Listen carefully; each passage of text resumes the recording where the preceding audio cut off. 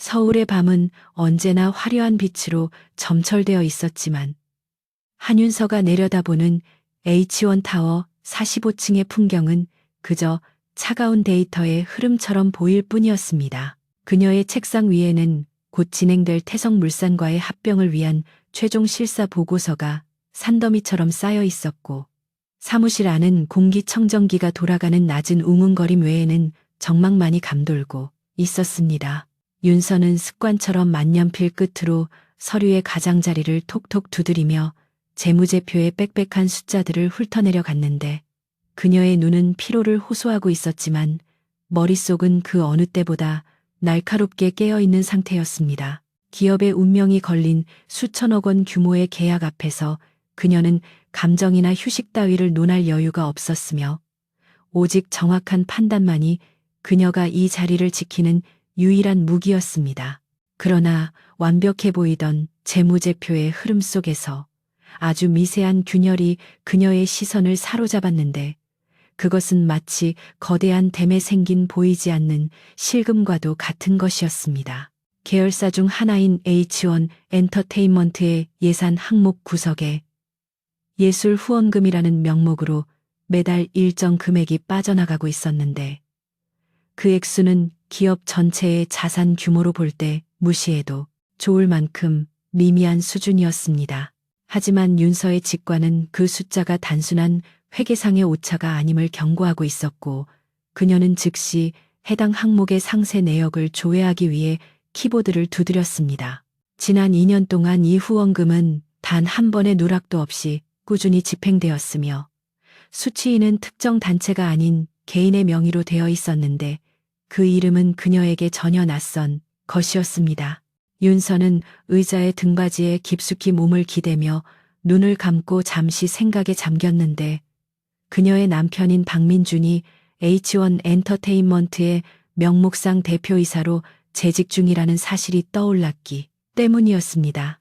민준은 결혼 전부터 예술과 문화 사업에 관심이 많다고 자부해왔지만, 실상은 그럴듯한 간판 아래서 아내의 재력을 즐기는 것에 더 익숙한 사람이었고, 윤서 역시 그 사실을 모르지 않았습니다. 그녀는 남편이 적당한 선에서 회사의 자원을 활용해 품위 유지를 하는 것을 묵인해왔으나, 이번 자금의 흐름은 그 성격이 판이하게 달랐습니다. 불특정 다수를 위한 기부가 아니라 특정인에게 지속적으로 흘러들어가는 돈은 명백한 목적성을 띠고 있었고, 그것은 곧 누군가의 사적인 욕망이 개입되어 있다는 증거였습니다.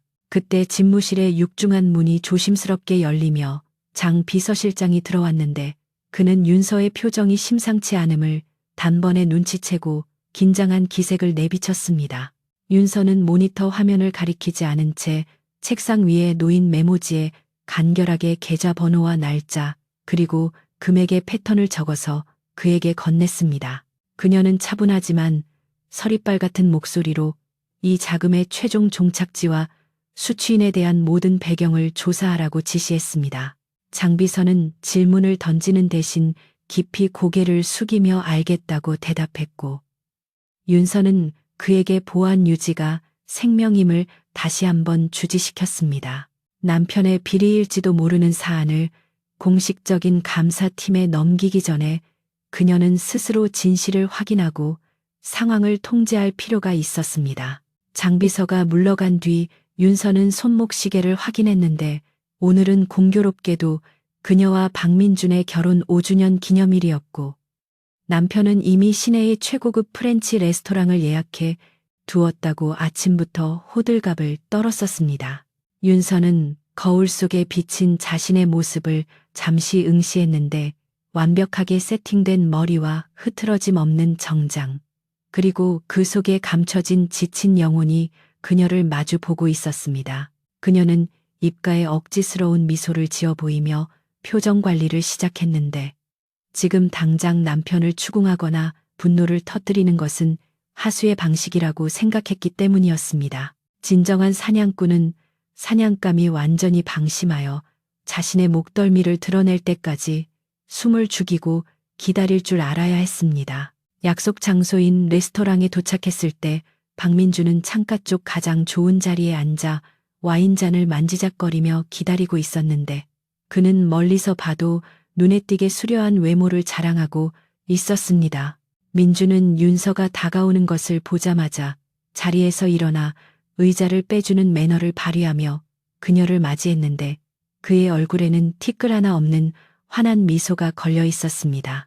윤서는 그의 뺨에 가볍게 입을 맞추며 자리에 앉았고 민주는 그녀의 안색을 살피며 오늘 회사 일은 어땠는지 다정하게 물어왔습니다. 그녀는 평소와 다름없이 합병건으로 조금 바빴을 뿐이라며 짧게 대답했고 민주는 고생이 많다며 그녀의 손등을 부드럽게 감싸 쥐었습니다. 그 따뜻한 손길이 예전에는 위로가 되었지만 지금은 마치 끈적거리는 기름처럼 불쾌하게 느껴졌습니다. 코스 요리가 하나씩 나올 때마다 민주는 쉴 새 없이 이야기를 이어나갔는데 주로 자신이 최근에 기획했다는 갤러리 프로젝트와 그 과정에서의 소소한 어려움들에 관한 것이었습니다. 그는 자신이 얼마나 예술가들을 지원하기 위해 노력하고 있는지 열정적으로 설명했지만 윤서의 귀에는 그 모든 말이 허울 좋은 변명처럼 들렸습니다. 그녀는 와인을 한 모금 마시며 남편의 눈동자를 뚫어지게 쳐다보았는데 그 눈빛 속에 숨겨진 기만과 허영심을 읽어내려 애썼습니다. 민주는 아내의 시선이 평소보다 집요하다고 느꼈는지 잠시 말을 멈칫했지만 이내 자신의 매력에 그녀가 빠져들고 있다고 착각하며 다시금 미소를 지었습니다. 그는 윤서가 자신의 무능함을 돈으로 채워주고 있다는 사실을 망각한 채 스스로를 유능한 사업가로 포장하는데 여념이 없었습니다. 메인 요리가 치워지고 디저트가 나올 무렵 민주는 재킷 안주머니에서 작은 벨벳 상자를 꺼내어 테이블 위에 올려놓았는데 그것은 그가 준비한 5주년 기념 선물임이 분명했습니다. 그는 짐짓 수줍은 표정을 지으며 상자를 열어보였고 그 안에는 다이아몬드가 박힌 세련된 디자인의 목걸이가 반짝이고 있었습니다. 윤서는 목걸이를 집어들어 조명 아래 비춰보았는데 브랜드 로고를 확인하지 않아도 그것이 어느 정도 가격대의 물건인지 단번에 가늠할 수 있었습니다. 분명 적지 않은 금액이었지만 그녀가 조금 전 사무실에서 확인했던 2년간의 횡령액에 비하면 조족지혈에 불과한 수준이었습니다. 남편은 아내의 돈을 훔쳐 다른 곳에 쏟아붓고 정작 아내에게는 그 훔친 돈의 부스러기로 생색을 내고 있는 꼴이었습니다.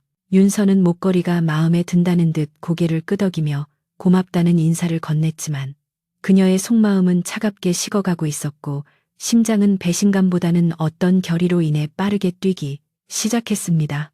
그녀는 목걸이를 착용하지 않고 다시 상자에 넣어 핸드백 속에 밀어 넣었는데 그 행동이 마치 남편에 대한 애정을 봉인하는 의식처럼 느껴졌습니다. 민주는 그녀가 목걸이를 바로 하지 않는 것에 대해 약간 의아해하는 눈치였지만 윤서가 피곤해서 그렇다고 둘러대자 금세 납득하고는 다시 와인 잔을 채웠습니다. 그는 자신이 완벽한 남편 역할을 수행했다고 믿고 있었고 오늘 밤이 지나면 아내의 지원을 받아 더 큰 프로젝트를 벌일 수 있을 것이라는 기대감에 부풀어 있었습니다. 레스토랑을 나와 집으로 돌아가는 차 안에서 두 사람 사이에는 묘한 침묵이 흘렀는데 민주는 운전을 하며 콧노래를 흥얼거렸지만 윤서는 창밖으로 스쳐 지나가는 서울의 야경을 무표정하게 응시했습니다. 그녀의 머릿속에서는 아까 장비서에게 지시했던 조사의 결과가 어떻게 나올지에 대한 시나리오들이 빠르게 그려지고 있었습니다.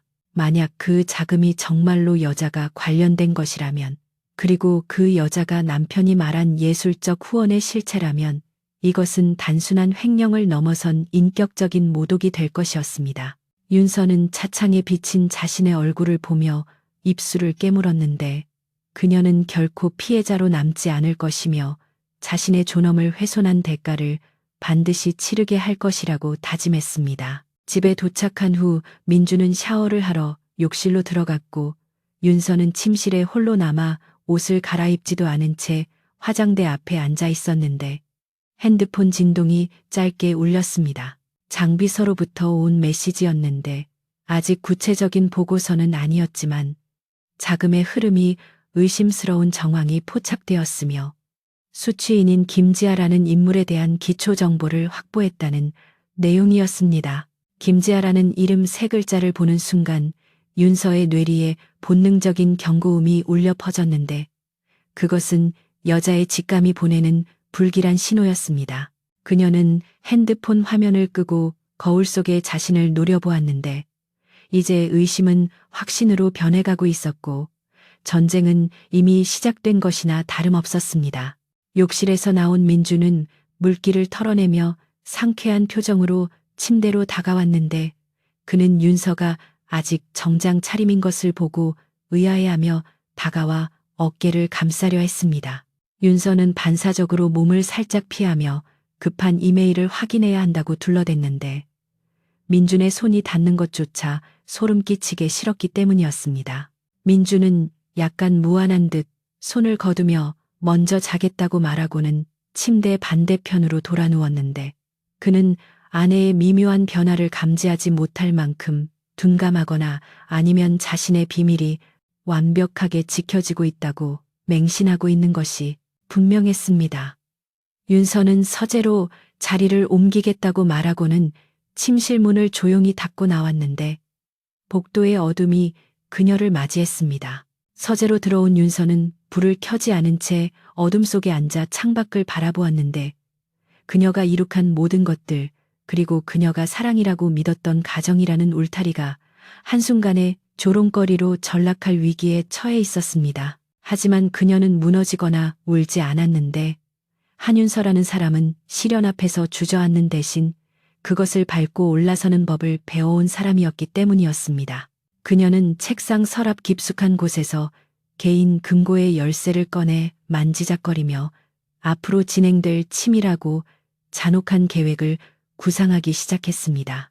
남편이 자신의 돈으로 쌓아 올린 모래성을 무너뜨리는 것은 그리 어려운 일이 아닐 것이며 중요한 것은 그가 가장 고통스러운 순간에 모든 것을 잃게 만드는 타이밍이었습니다. 윤서는 노트북을 열고 장비서가 보내온 김지아라는 여자의 프로필 사진을 띄웠는데 화면 속의 여자는 젊고 생기 넘치는 얼굴로 환하게 웃고 있었습니다.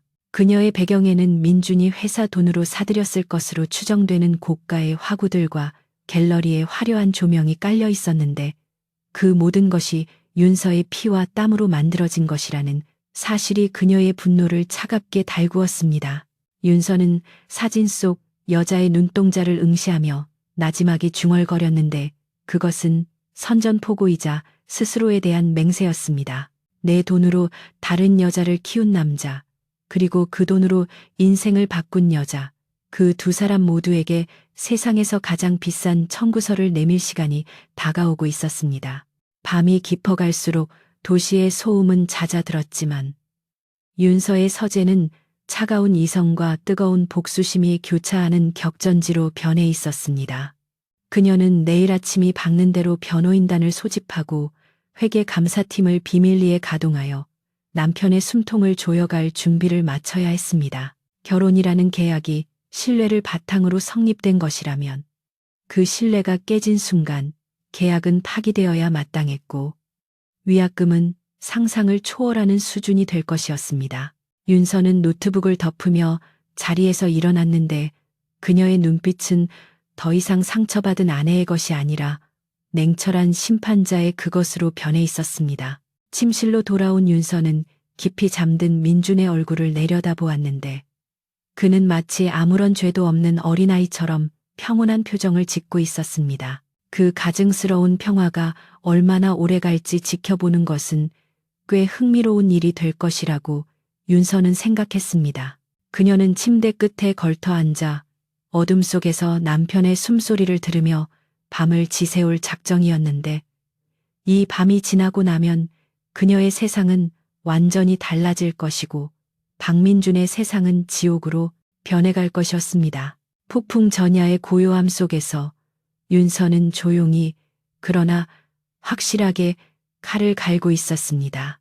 다음 날 아침의 햇살은 평소와 다름없이 눈부시게 쏟아져 내렸지만 한윤서의 집무실안은 무거운 긴장감으로 가득 차 있었습니다. 장 비서실장이 밤새 조사하여 정리한 보고서를 책상 위에 올려놓았을 때 윤서는 마치 판결문을 받아든 판사처럼 냉정한 표정으로 서류 봉투를 응시했습니다. 봉투를 여는 그녀의 손길에는 망설임이 없었으며 그 안에 담긴 내용이 자신의 예상을 빗나가기를 바라는 일말의 기대조차 이미 사라진 상태였습니다. 첫 장을 넘기자 김지아라는 이름과 함께 24살의 앳된 얼굴이 담긴 프로필 사진이 나타났는데 그녀는 최근 미술계에서 신성처럼 떠오르고 있는 신진 작가였습니다. 하지만 윤서의 시선을 사로잡은 것은 그녀의 이력이 아닌 그녀의 화려한 등장을 뒷받침하고 있는 자금의 출처였는데 그 모든 것이 바로 H1 그룹의 법인 계좌에서 흘러나간 돈이었습니다. 보고서의 페이지를 넘길수록 윤서의 미간은 좁혀졌는데 박민준이 저지른 짓은 단순한 외도를 넘어선 치밀한 기획이자 사기극에 가까웠습니다.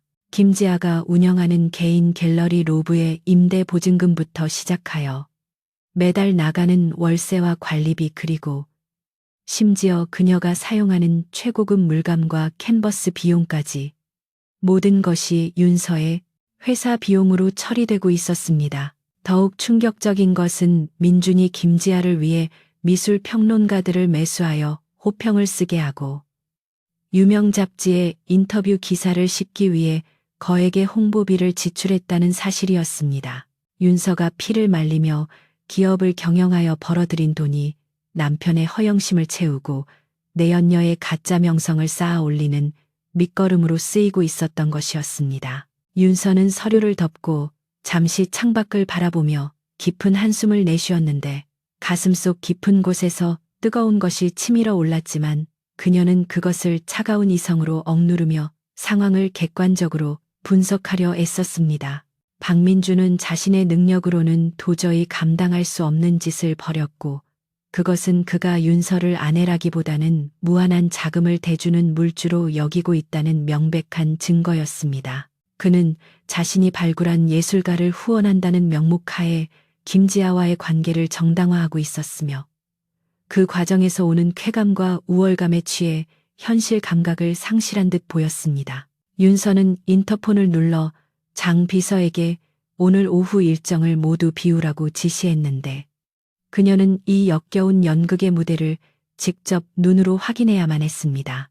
보고서의 마지막 장에는 오늘 오후 청담동의 한 갤러리에서 김지아의 개인전 오프닝 리셉션이 열린다는 정보가 적혀 있었는데 초대장에는 후원자 대표로 박민준의 이름이 당당하게 인쇄되어 있었습니다.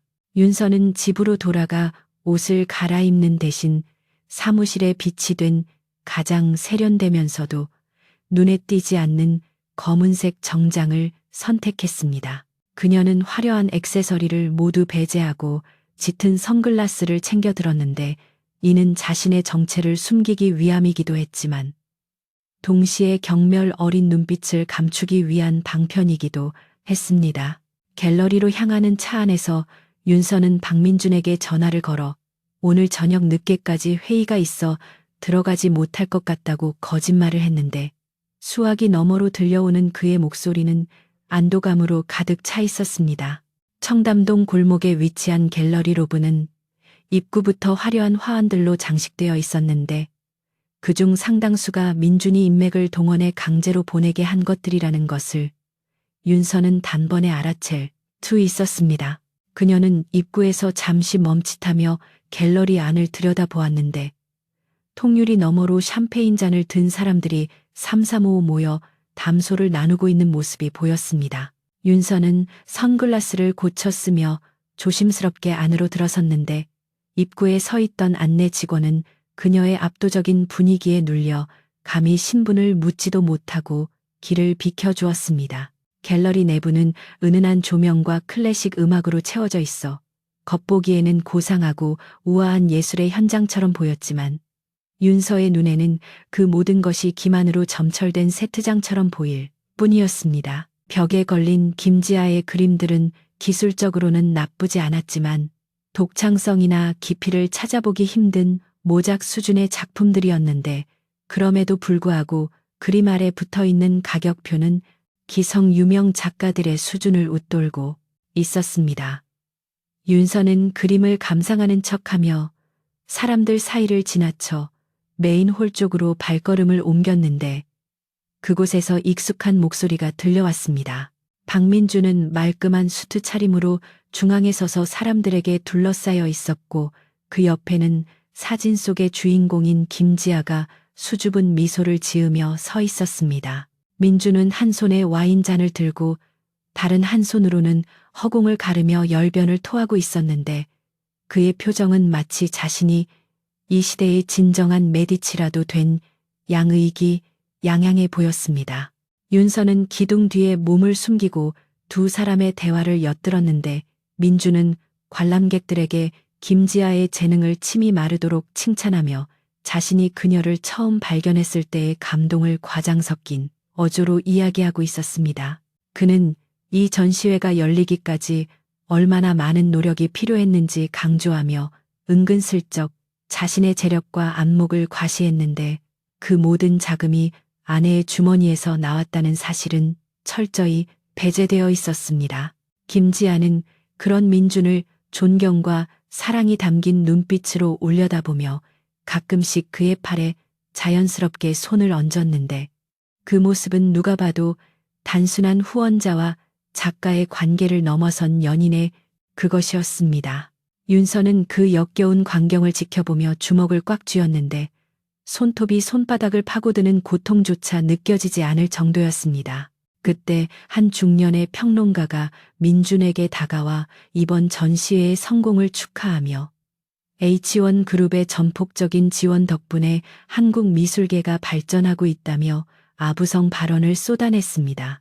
민준은 그 칭찬을 사양하기는커녕 당연하다는 듯 받아들이며 앞으로도 재능 있는 작가들을 발굴하는데 아낌없이 투자할 것이라고 호언장담했습니다. 그는 마치 H1 그룹이 자신의 소유물인 것처럼 행세하고 있었고 김지아는 옆에서 맞장구를 치며 박 대표님의 해안이 없었다면 자신은 붓을 꺾었을 것이라고 거들었습니다. 두 사람의 뻔뻔한 대화는 윤서의 인내심을 한계까지 몰아붙였지만 그녀는 지금 당장 뛰쳐나가 그들의 면상에 샴페인을 끼얹는 것보다 더 잔혹한 복수를 다짐하며 숨을 골랐습니다. 윤서는 그곳에 더 머물다가는 구토가 치밀어 오를 것 같아 조용히 몸을 돌려 갤러리를 빠져나오려 했는데 출구 쪽에서 민준과 김지아가 잠시 사람들 눈을 피해 구석진 곳으로 이동하는 것이 보였습니다. 그녀는 본능적으로 그들의 뒤를 밟아 테라스 쪽으로 향하는 복도 끝에 멈춰섰는데 그곳에서 두 사람은 서로를 끌어안고 있었습니다. 민주는 김지아의 머리카락을 쓰다듬으며 오늘 너무 아름답다고 속삭였고 김지아는 민준의 가슴에 얼굴을 묻으며 이 모든 게 오빠 덕분이라고 애교 섞인 목소리로 답했습니다. 오빠라는 호칭은 윤서에게 결정적인 타격이었는데 그것은 두 사람의 관계가 얼마나 깊고 사적인지를 보여주는 명백한 증거였기 때문이었습니다. 윤서는 핸드폰을 꺼내 그 장면을 소리 없이 촬영했는데 화면 속의 두 남녀는 자신들의 파멸이 기록되고 있다는 사실을 꿈에도 모른 채 행복에 젖어 있었습니다. 갤러리를 완전히 빠져나온 윤서는 차에 오르자마자 선글라스를 벗어 조수석에 던져버렸는데 그녀의 눈은 붉게 충혈되어 있었지만 눈물은 흐르지 않았습니다. 그녀는 운전석 등받이에 머리를 기대고 잠시 눈을 감았는데 머릿속에서는 방금 목격한 장면들이 파노라마처럼 스쳐 지나갔습니다. 남편에 대한 배신감은 이제 차가운 경멸로 바뀌어 있었고 그가 누려왔던 모든 호사가 자신의 맹목적인 신뢰 때문이었다는 자책감이 밀려왔습니다. 하지만 윤서는 자책의 시간을 낭비할 생각이 없었으며 그녀는 즉시 핸드폰을 들어 회사의 법무팀장에게 전화를 걸었습니다. 그녀의 목소리는 건조하고 단호했는데 내일 아침 비밀리에 특별 감사팀을 꾸려 H1 엔터테인먼트의 회계 장부를 압수하라는 지시를 내렸습니다. 집으로 돌아온 윤서는 거실의 소파에 앉아 텅 빈 집안을 둘러보았는데 곳곳에 놓인 민준의 물건들이 이제는 쓰레기처럼 보이기 시작했습니다. 그녀는 가정부를 불러 남편의 옷가지와 물건들을 정리하라고 지시하려다 멈췄는데 아직은 그가 아무것도 눈치채지 못하게 해야 했기 때문이었습니다. 윤서는 그가 하늘 높은 줄 모르고 기고만장해져서 더 큰 실수를 저지르도록 유도해야 했고, 그러기 위해서는 지금의 평온을 가장해야만 했습니다. 그녀는 서재로 들어가 민준이 사용하던 법인 카드의 한도를 조회하고 사용 내역을 엑셀 파일로 정리하기 시작했는데, 그 숫자들이야말로 그를 째참할 가장 강력한 족쇄가 될 것이었습니다. 밤이 늦어 민준이 술에 취해 들어왔을 때 윤서는 거실에서 책을 읽고 있었는데, 그는 기분이 아주 좋아 보였고 얼굴은 붉게 상기되어 있었습니다. 민준은 윤서에게 다가와 오늘 회의는 어땠냐고 물으며 넥타이를 느슨하게 풀었는데, 그의 셔츠깃에서는 낯선 향수 냄새가 희미하게 풍겨왔습니다. 윤서는 책에서 눈을 떼지 않은 채 건성으로 대답하며 피곤하니 먼저 들어가 쉬라고 말했는데, 민준은 그런 윤서의 태도를 대수롭지 않게 여기며 흥얼거리는 콧노래와 함께 욕실로 향했습니다. 그는 오늘 전시회의 성공으로 자신이 예술계의 거물이 된 것 같은 착각에 빠져 있었고, 아내가 자신의 성공을 질투하거나 무관심하다고 생각하며 오히려 우월감을 느꼈을지도 몰랐습니다. 윤서는 욕실 문이 닫히는 소리를 듣고 나서야 책을 덮었는데, 그녀의 표정은 마치 사형 선고를 내리는 판사의 얼굴처럼 엄숙하고 냉혹했습니다. 그녀는 테이블 위에 놓인 핸드폰을 들어 갤러리에서 찍은 사진을 다시 한번 확인했는데, 화면 속의 민준과 김지아는 세상에서 가장 행복한 표정을 짓고 있었지만, 윤서의 눈에는 그들이 벼랑 끝에서 춤을 추는 꼭두각시들로 보였습니다. 그녀는 내일부터 시작될 자금 압박이 그들에게 어떤 고통을 줄지 상상하며 입가에 희미한 미소를 띄었습니다. 돈으로 쌓아 올린 사랑이 돈이 사라졌을 때 어떻게 무너져 내리는지 확인하는 것은 그녀에게 주어진 잔인한 특권이 될 것이었습니다.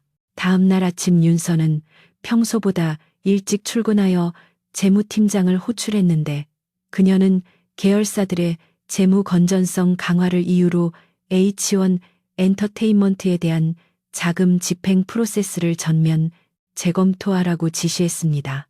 특히 대표이사 전결로 처리되던 소액 결제건들도 모두 본사의 승인을 받도록 규정을 변경하고 법인 카드의 사용 한도를 대폭 축소하라는 구체적인 명령을 내렸습니다. 재무팀장은 갑작스러운 조치에 당황한 기색이었지만 윤서의 확고한 태도에 군말 없이 따르겠다고 대답했습니다. 이것은 민준의 숨통을 조이는 첫 번째 단계였으며, 그가 자랑스럽게 휘두르던 지갑이 텅 빈 껍데기가 되는 것은 시간 문제였습니다. 윤서는 집무실 의자에 앉아 서울 시내를 내려다보며 커피를 한 모금 마셨는데, 씁쓸한 커피 향이 그녀의 정신을 맑게 깨워주었습니다. 그녀는 이제 더 이상 피해자가 아니었으며 자신의 제국을 침범한 침입자들을 응징하는 군주로서의 면모를 갖추어가고 있었습니다. 김지아라는 여자가 그토록 원했던 화려한 삶이 사실은 모래성 위에 지어진 것이라는 것을 깨닫게 되는 순간, 그리고 박민준이 자신의 오만함 때문에 모든 것을 잃게 되는 순간을 위해 윤서는 기꺼이 악역을 자처할 준비가 되어 있었습니다. 그녀의 책상 위에는 이제 막 도착한 이혼 전문 변호사의 명함이 놓여 있었고, 그것은 곧 닥쳐올 폭풍의 서막을 알리는 신호탄과도 같았습니다. 한윤서가 쏘아올린 구조조정이라는 신호탄은 H1 그룹 내부에 조용한 파장을 일으키고 있었지만, 그 진동의 중심에 서 있는 사람은 정작 아무것도 감지하지 못하고 있었습니다. 월요일 아침 임원회의에서 윤서는 그룹 전체의 재무 건전성을 강화한다는 명분으로 전 계열사에 대한 고강도 특별감사를 선언했습니다. 표면적으로는 다가올 대형 합병을 앞두고 불필요한 지출을 줄이고 자산 가치를 재평가하기 위한 통상적인 절차처럼 보였기에 아무도 이 결정에 이의를 제기할 수 없었습니다. 하지만 그 칼끝이 정확히 어디를 겨누고 있는지는 윤서와 그녀의 최측근인 장 비서실장만이 알고 있는 비밀이었습니다. 특히 엔터테인먼트 부문에 대한 예산 집행 권한이 대폭 축소되었고, 법인카드 사용 내역에 대한 소명 절차가 까다로워졌다는 공문이 각 부서로 하달되었습니다. 박민주는 자신의 사무실에서 한가롭게 커피를 마시며 인터넷으로 골프웨어를 검색하던 중 비서로부터 이 공문을 전달받았는데 그는 내용을 대수롭지 않게 여기며 서류를 책상 한 구석으로 밀어버렸습니다. 그는 아내가 진행하는 일이니 의례 형식적인 절차일 것이라고 생각했고 자신이 대표이사 직함을 달고 있는 한 자신의 결제 라인에는 아무런 문제가 없을 것이라고 맹신했습니다. 그는 오후에 있을 김지아와의 데이트 생각에 들떠 있었고 이번 기회에 그녀에게 선물할 명품 가방을 미리 봐둔 상태였습니다. 민준에게 있어 회사 돈은 곧 자신의 돈이었고 아내의 재력은 마르지 않는 샘물과도 같았기에 다가올 가뭄을 전혀 예상하지 못하고 있었습니다. 오후가 되자 민주는 일찌감치 퇴근을 서둘렀는데 그는 김지아를 픽업하여 강남의 명품 거리로 향했고 차 안에서 그녀에게 오늘은 특별한 선물을 해주겠다고 호언장담했습니다. 김지아는 아이처럼 기뻐하며 민준의 팔에 매달렸고 그 모습에 민준은 으쓱해지며 자신의 능력을 과시하고 싶은 욕망에 불타올랐습니다.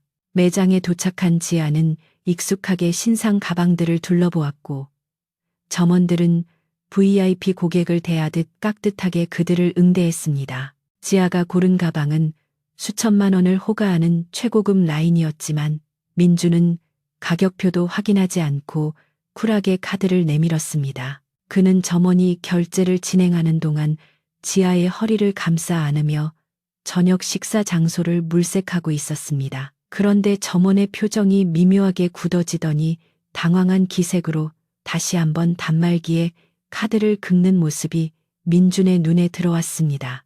점원은 죄송한 표정으로 민준에게 다가와 카드가 한도 초과로 인해 승인이 거절되었다고 조심스럽게 속삭였습니다. 민준은 순간 귀를 의심하며 그럴 리가 없다고 언성을 높였는데 그는 이 카드가 한도 무제한의 법인 카드라고 철석같이 믿고 있었기 때문이었습니다. 그는 점원에게 기계 오류일 것이라며 다시 시도해보라고 다그쳤지만 결과는 마찬가지였고 매장 안에 다른 손님들의 시선이 그들에게 쏠리기 시작했습니다.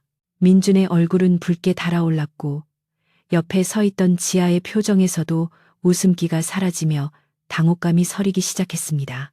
민준은 급하게 지갑에서 개인 신용카드를 꺼내 결제를 시도하려 했지만 그 카드마저 한도가 넉넉지 않다는 사실을 깨닫고는 식은땀을 흘려야 했습니다. 결국 그는 다른 카드를 여러 장 꺼내 할부로 나누어 결제하는 굴욕적인 모습을 보이고서야 겨우 가방을 손에 넣을 수 있었습니다. 매장을 빠져나오는 민준의 발걸음은 들어올 때와 달리 무거웠고 지아 역시 묘하게 가라앉은 분위기로 아무 말이 없었습니다. 민준은 지아에게 회사의 보안 시스템 점검 때문에 일시적으로 오류가 생긴 것 같다며 구차한 변명을 늘어놓았지만 자존심에 깊은 상처를 입은 것은 분명했습니다. 그는 차에 타자마자 재무팀장에게 전화를 걸어 고래고래 소리를 질렀지만 돌아온 대답은 규정 변경으로 인해 한도가 조정되었다는 차가운 통보뿐이었습니다. 그 시각 윤서는 사무실에서 실시간으로 민준의 카드 승인 거절 내역을 모니터링하고 있었는데 모니터 화면에 뜬 빨간색 거절 메시지는 그녀에게 묘한 쾌감을 안겨주었습니다. 그녀는 민준이 겪었을 당혹감과 수치심을 상상하며 차가운 미소를 지었는데 이것은 단순한 돈줄 죄기가 아니라 그의 남성성과 허영심을 거세하는 과정의 시작이었습니다. 윤서는 장 비서에게 지시하여 엔터테인먼트 법인의 자금 흐름을 더욱 옥죄고 민준이 결제하는 모든 지출건에 대해 사전 승인을 받도록 시스템을 잠가버렸습니다. 이제 민준은 밥 한 끼를 먹더라도 아내의 허락 없이는 회사 돈을 쓸 수 없는 처지가 되었지만 그는 여전히 이것이 일시적인 행정착오라고 믿고 싶어 했습니다. 저녁이 되어 민준이 씩씩거리며 집으로 들어왔을 때 윤서는 거실 소파에 앉아 태연하게 태블릿 PC로 뉴스를 보고 있었습니다. 민준은 들어오자마자 넥타이를 거칠게 풀며 윤서에게 도대체 회사 시스템이 어떻게 돌아가는 거냐며 따지듯 물었습니다. 그는 자신이 오늘 겪은 망신살 뻗친 일에 대해 불만을 토로하며 대표이사인 자신의 카드를 막아놓은 재무팀장을 당장 해고해야 한다고 길길이 날뛰었습니다.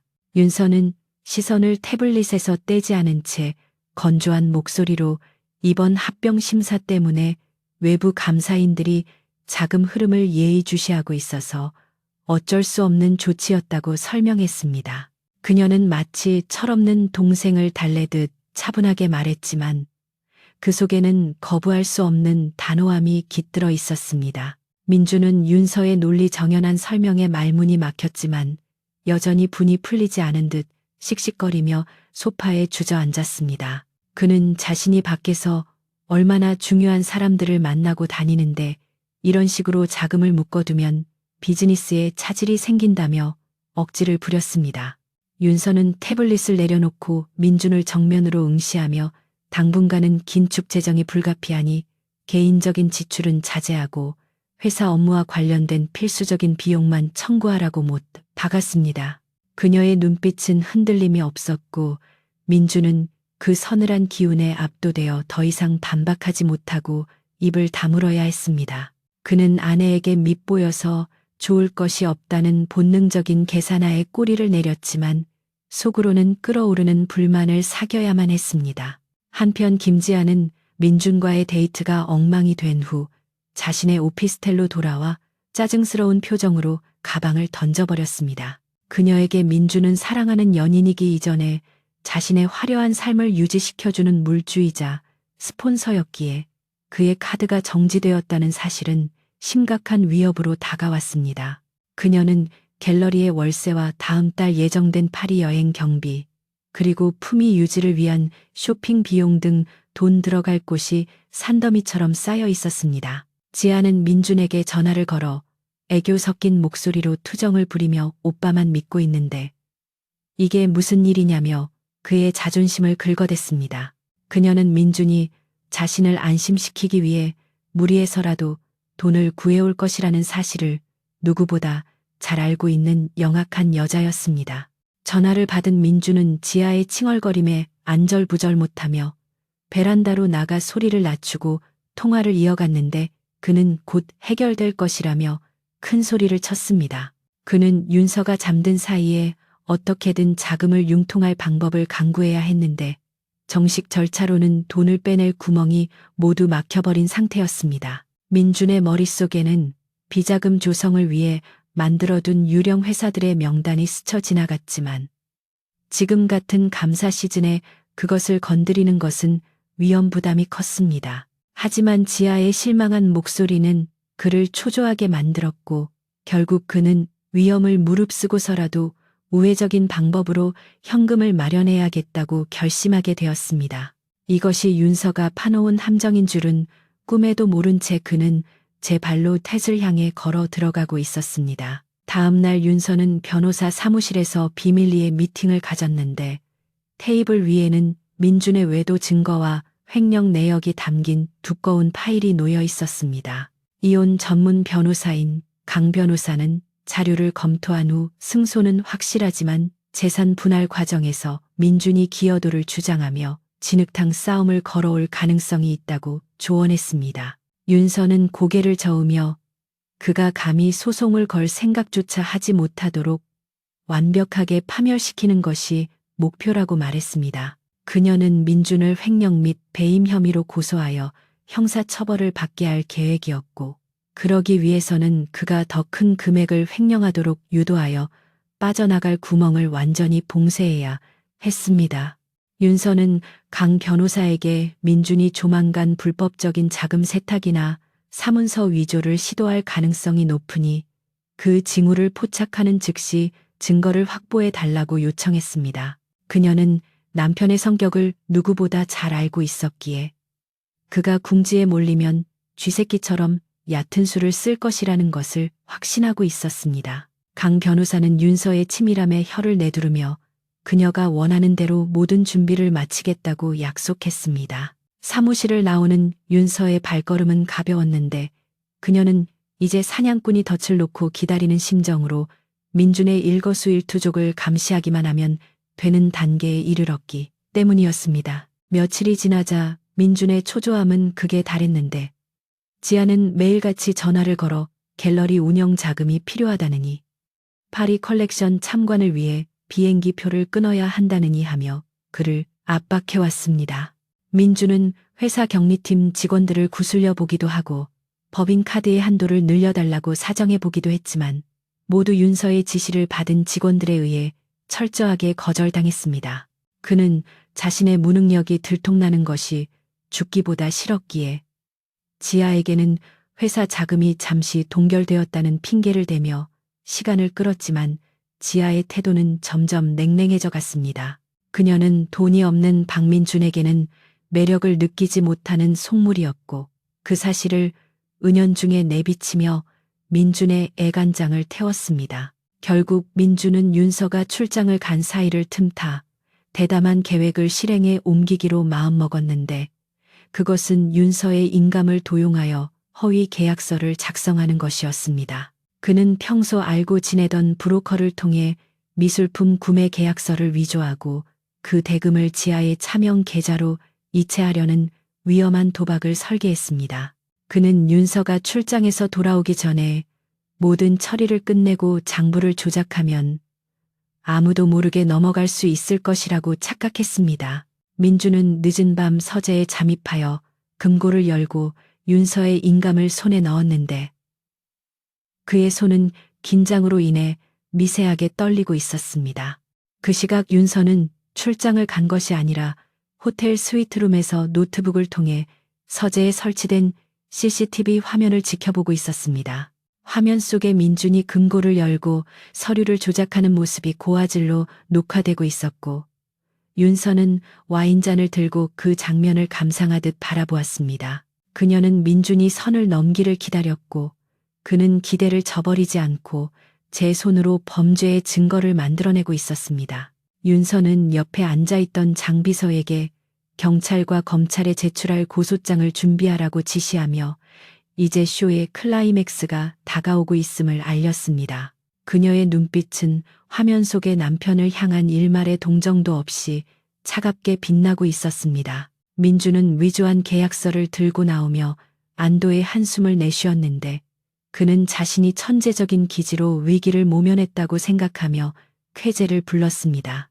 그는 당장 내일 아침 은행에 가서 자금을 이체하고 지아에게 달려가 영웅 대접을 받을 상상에 빠져 있었습니다.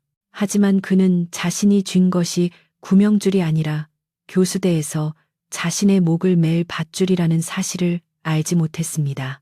민주는 침실로 돌아가 깊은 잠에 빠졌지만 윤서는 밤새 깨어 있으며 그의 파멸을 위한 마지막 시나리오를 점검했습니다. 그녀는 그가 가장 높이 올라갔다고 생각하는 순간 바닥으로 추락하는 고통을 맛보게 해줄 작정이었습니다. 다음 날 아침 민주는 휘파람을 불며 출근길에 올랐고 윤서는 평소와 다름없이 그를 배웅하지 않았습니다. 민주는 은행 VIP 창구에서 거액의 송금을 처리하며 직원들에게 거만한 태도로 농담을 건넸고 직원은 규정상 확인 절차가 필요하다며 잠시 자리를 비웠습니다. 민주는 소파에 앉아 다리를 꼬고 잡지를 뒤적거렸는데 창구 직원의 표정이 심상치 않다는 것을 눈치채지 못했습니다.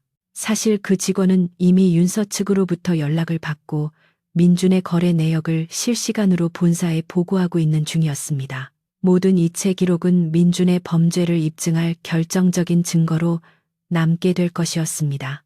송금이 완료되자 민주는 곧바로 지아에게 전화를 걸어 돈을 보냈으니 확인해 보라고 큰 소리를 쳤고 지아는 언제 그랬냐는 듯 콧소리를 내며 사랑한다고 속삭였습니다.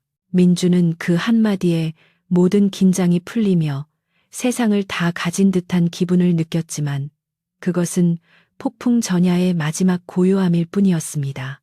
윤서는 사무실에서 은행으로부터 송금 완료 보고를 받고 책상 서랍에서 또 다른 봉투를 꺼냈는데 그것은 민준이 기획하고 있는 대규모 자선 경매 행사에 대한 초대장이었습니다. 그녀는 이 행사야말로 민준과 지아를 한꺼번에 매장시킬 수 있는 완벽한 무대가 될 것이라고 확신했습니다. 윤서는 비서에게 전화를 걸어 이번 자선 경매 행사에 자신이 직접 참석하여 축사를 하겠다는 의사를 전달하라고 지시했습니다. 민주는 아내가 행사에 온다는 소식에 잠시 당황했지만 오히려 자신의 입지를 강화할 수 있는 기회라고 생각하며 긍정적으로 받아들였습니다. 그는 아내 앞에서는 모범적인 사업가로, 지아 앞에서는 능력 있는 연인으로 연기하며 두 마리 토끼를 다 잡을 수 있을 것이라고 오판했습니다. 윤서는 창밖을 바라보며 나직하게 중얼거렸는데 그것은 곧 닥쳐올 심판의 날에 대한 예고였습니다. 모든 거짓은 비달에서 드러나게 될 것이고 그 대가는 상상 그 이상으로 혹독할 것이라고 그녀는 다짐했습니다. 밤이 깊어지자 도시는 다시 화려한 빛으로 물들었지만 박민준의 운명은 어둠 속으로 빠르게 빨려 들어가고 있었습니다. 그는 지아와 함께 고급 레스토랑에서 샴페인을 터뜨리며 승리를 자축하고 있었지만 그 시간 윤서는 법무팀과 함께 그를 사회적으로 매장시킬 법적 절차를 마무리 짓고 있었습니다. 보이지 않는 덫은 이미 그의 발목을 단단히 옥죄고 있었고 이제 남은 것은 그가 고통에 몸부림치는 모습을 지켜보는 일뿐이었습니다. 윤서는 조용히 눈을 감고 지난 2년간의 기만과 배신을 떠올리며 마음을 다잡았는데 이제 자비는 없으며 오직 냉혹한 인과응보만이 기다리고 있을 뿐이었습니다. 박민주는 아침 햇살이 눈부시게 비치는 침실에서 눈을 떴을 때 마치 세상의 주인이 된 듯한 착각에 빠져 있었는데 지난밤에 위험천만했던 문서 위조와 자금이체가 아무런 탈 없이 성공적으로 마무리되었다고 믿었기 때문이었습니다. 그는 욕실 거울 속에 비친 자신의 얼굴을 들여다보며 만족스러운 미소를 지었는데 아내인 한윤서의 그늘에 가려져 있던 지난날의 서름이 단번에 씻겨 내려가는 듯한 해방감을 느꼈습니다. 그는 자신이 저지른 일이 명백한 범죄라는 사실을 망각한 채 그것을 사업적 수완이자 위기 대처 능력이라고 스스로를 합리화하고 있었으며 이번 자선 경매만 성공하면 훔친 돈을 메워 넣고도 남을 수익을 올릴 수 있을 것이라 확신했습니다. 민주는 콧노래를 흥얼거리며 면도를 했고 날카로운 면도날이 턱선을 지나갈 때마다 느껴지는 서늘한 감촉조차 짜릿한 승리의 전율처럼 다가왔습니다. 출근 준비를 마친 민주는 그 어느 때보다 당당한 발걸음으로 집을 나섰는데 그는 곧장 김지아의 갤러리로 향해 그녀와 함께 다가올 행사의 세부 사항을 논의할 계획이었습니다. 차 안에서 그는 비서에게 전화를 걸어 경매 행사의 규모를 당초 계획보다 2배로 키우라고 지시했는데 예산 부족을 우려하는 비서의 목소리를 가볍게 무시하며 모든 책임은 자신이 질 테니 걱정 말고 진행하라고 호통을 쳤습니다. 민준의 머릿속에는 오직 화려한 조명 아래서 김지아와 함께 스포트라이트를 받는 장면만이 가득 차 있었고 현실적인 제약이나 회사의 규정 따위는 안중에도 없었습니다. 그는 이번 기회에 아내와 회사 임원들에게 자신의 진가를 증명해 보이겠다는 헛된 야망에 사로잡혀 브레이크 없는 자동차처럼 질주하고 있었습니다. 갤러리에 도착하자 김지아는 마치 개선 장군을 맞이하듯 민준에게 달려와 품에 안겼는데 그녀는 입금된 자금을 확인하고 나서야 비로소 그에게 진심 어린 미소를 보여주는 듯했습니다. 지아는 민준을 소파에 앉히고 이번 전시회에 초청할 VIP 명단을 보여주며 자신이 꿈꾸던 상류 사회 진입이 눈앞에 다가왔음에 흥분하고 있었습니다. 그녀는 파리에서 공수한 최고급 드레스와 값비싼 샴페인, 그리고 유명 연주자들의 섭외 비용까지 끊임없이 요구 사항을 늘어놓았지만 민주는 그 모든 요구를 들어주는 것이 자신의 능력이라 착각하며 고개를 끄덕였습니다. 그는 지아의 환심을 사기 위해서라면 영혼이라도 팔 기세였고 그녀가 기뻐하는 모습을 볼 때마다 자신의 남성성이 확인받는 듯한 우월감에 도취되었습니다. 그러나 훔친 돈은 모래성처럼 빠르게 허물어지기 마련이었고 지아의 끝없는 욕망을 채우기에 민준이 확보한 자금은 턱없이 부족해지기 시작했습니다. 경매 행사를 며칠 앞두고 예상치 못한 추가 비용들이 발생하자 민주는 다시금 초조해지기 시작했는데 무대 설치 비용과 홍보비가 당초 예산을 훌쩍 뛰어넘어 버린 것이었습니다. 그는 이미 한 번 윤서의 인감을 도용했기에 두 번은 위험하다는 것을 알고 있었지만 멈추기에는 너무 멀리 와버렸다는 생각에 사로잡혔습니다. 결국 민주는 자신의 직위를 이용해 하청 업체들에게 대금 지급을 유예시키고 외상으로 공사를 진행하도록 강요하는 무리수를 두게 되었습니다. 그는 행사 수익금이 들어오면 모든 것을 해결할 수 있다고 업체 사장들을 설득했지만 그것은 실현 불가능한 공수표에 불과했습니다. 한편 한윤서는 사무실에서 민준이 버리고 있는 난장판을 실시간으로 보고받고 있었는데 그녀의 책상 위에는 민준이 서명한 불법 계약서 사본들과 하청 업체들의 탄원서가 차곡차곡 쌓여가고 있었습니다. 장 비서실장은 민준의 독단적인 행동이 회사 이미지에 타격을 줄 수 있다며 우려를 표했지만 윤서는 지금의 소라는 썩은 살을 도려내기 위한 과정일 뿐이라며 그를 안심시켰습니다.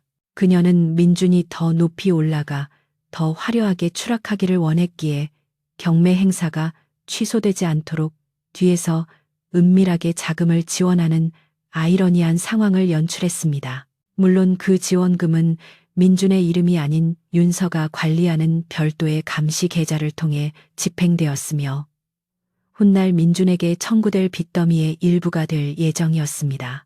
윤서는 점심 식사를 마치고 창가에 서서 서울 도심을 내려다보며 민준이 느끼고 있을 쾌락과 불안의 이중주를 상상해 보았는데 그는 아마도 자신이 줄타기를 하고 있다고 생각하겠지만 실상은 낭떠러지로 향하는 외길을 걷고 있는 셈이었습니다. 그녀는 남편이 자신을 기만하고 다른 여자를 위해 회사의 자산을 탕진하는 동안 단 한 번도 죄책감을 느끼지 않았다는 사실에 치를 떨었습니다. 민준에게 윤서는 그저 돈을 벌어오는 기계이자 자신의 품위 유지를 위한 도구에 불과했으며 그 오만함이 바로 그를 파멸로 이끄는 가장 큰 원동력이었습니다. 윤서는 핸드폰을 들어 강 변호사에게 전화를 걸어 경매 당일 현장에서 집행할 가압류 신청 서류가 완벽하게 준비되었는지 확인했습니다. 경매 행사가 다가올수록 민준의 신경은 날카로워졌는데 그는 혹시라도 윤서가 자신의 비리를 눈치챌까봐 집에서도 극도로 조심스럽게 행동했습니다. 그는 윤서의 눈을 피하기 위해 야근을 핑계로 집에 늦게 들어오거나 아예 호텔에서 지내는 날이 많아졌는데 윤서는 그런 그의 행동을 묵인하며 오히려 그가 밖으로 나돌도록 방치했습니다. 민주는 아내가 바쁜 업무 때문에 자신에게 무관심해졌다고 안도하며 지아와의 미래를 즐겼지만 그것은 폭풍이 몰아치기 전에 고요함이라는 것을 깨닫지 못했습니다. 그는 갤러리 로브의 성공이 곧 자신의 독립을 의미한다고 믿었고 언젠가는 윤서의 도움 없이도 거물이 되어 그녀를 내려다볼 날이 올 것이라고 망상했습니다.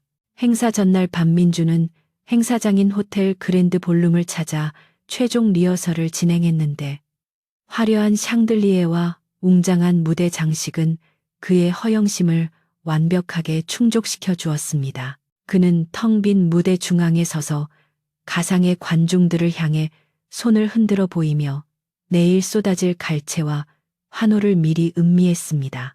지아는 그의 팔짱을 끼고 내일이면 우리가 이 도시의 주인공이 될 거라고 속삭였고 민주는 그녀의 이마에 키스하며 모든 영광을 당신에게 바치겠다고 맹세했습니다. 두 사람은 서로의 욕망을 비추는 거울처럼 마주보며 웃었지만 그 웃음 뒤에는 불안이라는 그림자가 짙게 드리워져 있었습니다. 민주는 주머니 속의 핸드폰 진동을 무시했는데 그것은 대금 결제를 독촉하는 하청 업체의 전화였습니다.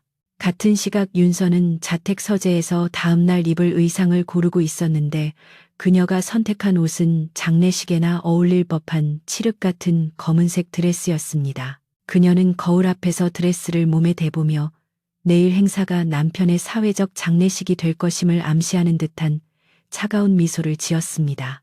윤서는 민준이 보낸 초대장을 손에 들고 만지작거렸는데 거기에는 사랑하는 아내에게라는 가식적인 문구가 적혀 있어 그녀의 비웃음을 샀습니다.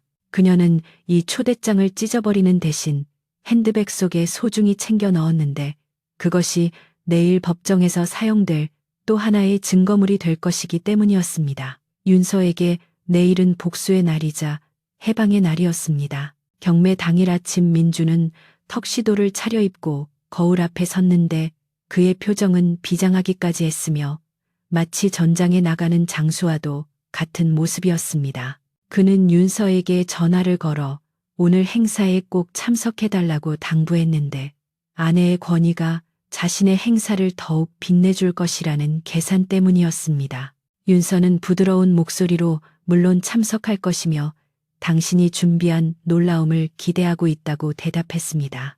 민주는 아내의 격려에 고무되어 주먹을 불끈 쥐었지만 윤서가 말한 놀라움의 의미가 자신이 생각하는 것과는 정반대라는 사실을 알 턱이 없었습니다. 그는 현관을 나서며 이것이 H1 그룹의 사위로서 누리는 마지막 아침이 될 줄은 꿈에도 상상하지 못했습니다.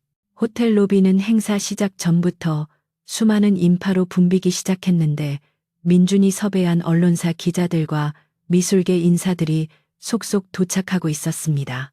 민준은 입구에서 손님들을 맞이하며 깍듯하게 인사를 건넸지만 그의 시선은 끊임없이 윤서가 언제 도착할지를 살피고 있었습니다. 지아는 대기실에서 메이크업을 수정하며 긴장을 풀고 있었는데 그녀 역시 오늘이 자신의 인생을 바꿔놓을 결정적인 날이라고 믿고 있었습니다. 그녀는 민준이 약속한 대로 이번 전시가 끝나면 갤러리 법인을 자신의 단독 명의로 변경해 줄 것이라고 굳게 믿고 있었지만 그것은 민준이 횡령 사실을 숨기기 위해 둘러댄 거짓말에 불과했습니다. 행사장 한편에서는 장비서 실장이 이끄는 보안팀과 윤서의 법률 대리인들이 조용히 자리를 잡고 있었는데 그들은 일반 하객처럼 위장하고 있었지만 날카로운 눈빛으로 민준의 발언들이 동선을 감시하고 있었습니다. 그들의 주머니 속에는 민준에 대한 고소장과 긴급 체포 동의서 그리고 가압류 집행 명령서가 들어 있었으며 윤서의 신호만을 기다리고 있었습니다. 민준은 그들이 자신의 몰락을 준비하는 저승사자들이라는 사실을 모른 채 그들에게 샴페인을 권하며 여유를 부렸습니다. 그는 자신의 인생에서 가장 화려한 순간이 가장 비참한 순간으로 바뀌기 직전이라는 아이러니 속에서 춤을 추고 있었습니다. 드디어 행사 시작을 알리는 팡파르가 울려 퍼지고 사회자가 민준을 무대 위로 소개하자 장내에는 우레와 같은 박수가 쏟아졌습니다. 민준은 스포트라이트를 받으며 당당하게 무대 중앙으로 걸어 나갔고 마이크를 잡은 그의 손은 흥분으로 인해 미세하게 떨리고 있었습니다.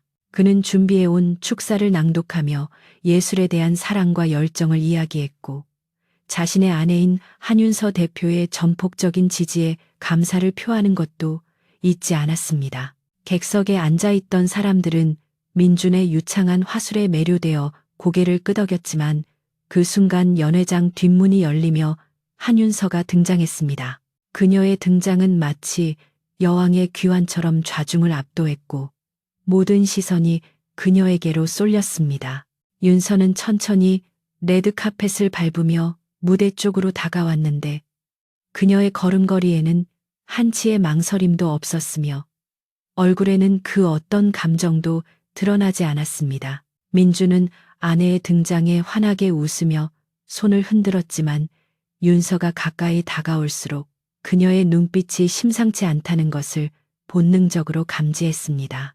음악이 멈추고 장내가 숨죽인 듯 조용해지자 윤서는 무대 아래 멈춰서서 민준을 올려다보았습니다. 그것은 존경이나 애정의 시선이 아니라 죄인을 심판대에 세우고 판결을 내리기 직전의 재판관의 눈빛이었습니다. 민준의 등 뒤로 식은땀이 흐르기 시작했고 그는 마이크를 쥔 손에 힘을 주며 불안한 미소를 지어 보였습니다. 윤서는 단상으로 올라가는 대신 마이크를 든 진행자에게 손짓하여 마이크를 건네받았는데 그녀의 행동은 예정된 식순에 없던 돌발 상황이었습니다. 민주는 당황하여 아내를 불렀지만 윤서는 그를 무시하고 객석을 향해 돌아섰습니다. 그녀는 차분하지만 힘있는 목소리로 오늘 이 자리에 참석해 주신 귀빈 여러분께 감사드린다고 말문을 열었습니다. 그리고 이어서 오늘 이 행사가 단순한 자선 경매가 아니라 한 사람의 탐욕과 거짓을 세상에 알리는 자리가 될 것이라고 선언했습니다. 장례는 순식간에 술렁이기 시작했고 민준의 얼굴은 사색이 되어 굳어버렸습니다. 그는 지금 무슨 일이 벌어지고 있는지 상황을 파악하려 애썼지만 머릿속이 하얗게 변해 아무런 생각도 나지 않았습니다. 윤서는 객석을 향해 말을 이어가면서도 시선은 갤러리 구석에 숨어 상황을 지켜보고 있던 김지아에게 고정했습니다. 그녀는 오늘 경매에 나온 모든 작품이 횡령한 자금으로 제작되었으며 이 행사의 주최자인 박민준이 자신의 직위를 이용해 불법을 저질렀다는 사실을 만천하에 공표할 준비가 되어 있었습니다. 민준은 비틀거리며 윤서에게 다가가 마이크를 뺏으려 했지만 무대 뒤에서 대기하던 보안 요원들이 즉시 들이닥쳐 그를 제지했습니다. 이 모든 것이 윤서가 짠 각본대로 흘러가고 있었고 박민준은 자신이 주인공인 줄 알았던 무대에서 가장 비참한 조연으로 전락하고 말았습니다. 이제 돌이킬 수 있는 것은 아무것도 없었습니다. 민준이 쌓아올린 허영의 탑은 윤서의 말 한마디에 무너져 내릴 것이었고 그 잔해 속에 파묻힐 사람은 바로 민준 자신과 그의 어리석은 연인 김지아뿐이었습니다. 윤서는 차갑게 얼어붙은 남편의 눈동자를 마주하며 마지막 일격을 가할 준비를 마쳤습니다. 그녀의 입술이 다시 열리는 순간 박민준의 세계는 영원히 종말을 맞이할 것이었습니다. 한윤서의 목소리가 마이크를 타고 호텔 그랜드 볼룸의 높은 천장을 때리자 장내는 마치 찬물을 끼얹은 듯한 정막에 휩싸였습니다. 그녀는 흥분하거나 소리를 지르는 대신 지극히 사무적이고 건조한 어조로 말을 이어갔는데 그것이 오히려 듣는 사람들의 등골을 서늘하게 만드는 효과를 냈습니다. 윤서는 오늘 이 자리가 자선이라는 고귀한 명목으로 포장되어 있지만 그 실체는 회사 자금을 횡령하여 특정 개인의 사리사욕을 채우기 위한 범죄 현장임을 명확히 밝혔습니다. 객석에 앉아있던 정재계 인사들과 유명 예술가들은 처음에는 당황한 기색이 역력했으나 윤서가 구체적인 횡령 액수와 불법 자금의 흐름을 읊어내려가자 점차 경악과 분노로 표정이 바뀌어 갔습니다. 무대 아래서 보안 요원들에게 제압당한 채 발버둥 치던 박민준은 자신의 치부가 낱낱이 까발려지는 상황을 목도하며 절망적인 신음을 흘릴 수밖에 없었습니다. 윤서는 미리 준비된 프레젠테이션 화면을 무대 뒤편의 대형 스크린에 띄웠는데 그곳에는 민준이 위조한 계약서와 김지아에게 흘러들어간 자금 내역이 적나라하게 표시되어 있었습니다. 붉은색 그래프와 숫자들이 화면을 가득 채우자 사람들은 웅성거리기 시작했고 그 비난의 화살은 곧바로 무대 아래 찌그러져 있는 민준과 객석 구석에 숨어있던 김지아에게로 향했습니다. 윤서는 스크린을 가리키며 여기 전시된 모든 예술품은 박민준 씨가 아내인 저의 인감을 도용하고 회사의 공금을 빼돌려 구입한 작물이나 다름없다고 선언했습니다. 그녀의 단호한 태도에 장내의 분위기는 급격히 반전되었고 조금 전까지 민준을 칭송하던 사람들은 이제 그를 사기꾼이라 부르며 손가락질하기 시작했습니다. 민준이 그토록 갈망했던 명예와 찬사는 순식간에 조롱과 멸시로 뒤바뀌어 버렸습니다. 무대 위에서 내려다보는 윤서의 눈빛은 자비라고는 찾아볼 수 없는 심판자의 그것이었으며 그녀는 이어서 H1 그룹 이사회의 결정을 통보했습니다. 박민준은 심각한 회사 행위와 배임 혐의로 인해 오늘 오전부로 그룹 내의 모든 직위에서 해임되었으며 그가 가진 모든 권한은 즉시 박탈되었다는 내용이었습니다. 이 선언은 민준에게 있어 사형 선고나 마찬가지였는데 그는 자신이 가진 힘의 원천이 오로지 아내의 배경에서 나온다는 사실을 뼈저리게 깨닫고 있었습니다. 민준은 억울하다는 듯 소리를 지르며 이건 모함이라고 외쳤지만 마이크가 꺼진 상태에서 그의 목소리는 허공에 흩어지는 비명에 불과했습니다. 보안 요원들은 그를 더욱 강하게 압박했고 그의 구겨진 턱시도는 이미 바닥에 먼지로 더러워져 있었습니다. 윤서의 시선은 이제 객석 구석에서 사시나무 떨듯 떨고 있는 김지아에게로 옮겨갔는데 스포트라이트 조명이 그녀를 비추자 김지아는 비명을 지르며 얼굴을 가렸습니다. 윤서는 차분하게 김지아를 호명하며 그녀가 예술가라는 가면을 쓰고 남의 가정을 파괴하고 기업의 자산을 갈취한 공범임을 만천하에 알렸습니다. 갤러리 로브의 운영 자금부터 그녀가 입고 있는 명품 드레스, 그리고 파리 유학 비용까지 모든 것이 불법적인 돈으로 이루어진 것임을 밝히자 사람들은 경멸 어린 시선으로 그녀를 쏘아보았습니다. 김지아는 주변 사람들의 시선을 견디지 못하고 도망치려 했지만 출구 쪽에 배치된 경호원들에 의해 제지당했고 그녀는 그 자리에 주저앉아 흐느끼기 시작했습니다. 그녀가 꿈꾸던 상류 사회로의 진입은 수치스러운 공개 처형으로 막을 내리고 있었습니다. 이때 행사장 입구가 열리며 제복을 입은 경찰들과 검찰 수사관들이 들이닥쳤는데 이는 윤서가 사전에 조율해둔 절차의 일환이었습니다. 수사관들은 곧장 민준에게 다가가 체포영장을 제시하고 밀한다. 원칙을 고지했는데 민준은 수갑이 채워지는 순간 다리가 풀려 바닥에 쓰러질 듯 비틀거렸습니다.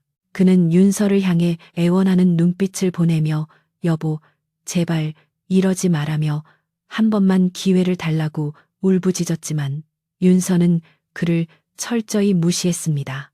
그녀는 경찰 책임자에게 고개를 끄덕이며 철저한 수사를 부탁한다고 말했고 민주는 양옆에 낀 형사들에게 끌려가면서도 끝까지 윤서의 이름을 부르짖었습니다. 그 비굴한 모습은 조금 전까지 무대 위에서 거만하게 굴던 모습과는 대조적이어서 보는 이들로 하여금 혀를 차게 만들었습니다. 민준이 끌려나간 뒤에도 행사장의 소란은 가라앉지 않았는데 윤서는 다시 마이크를 잡고 귀빈들에게 정중히 사과했습니다.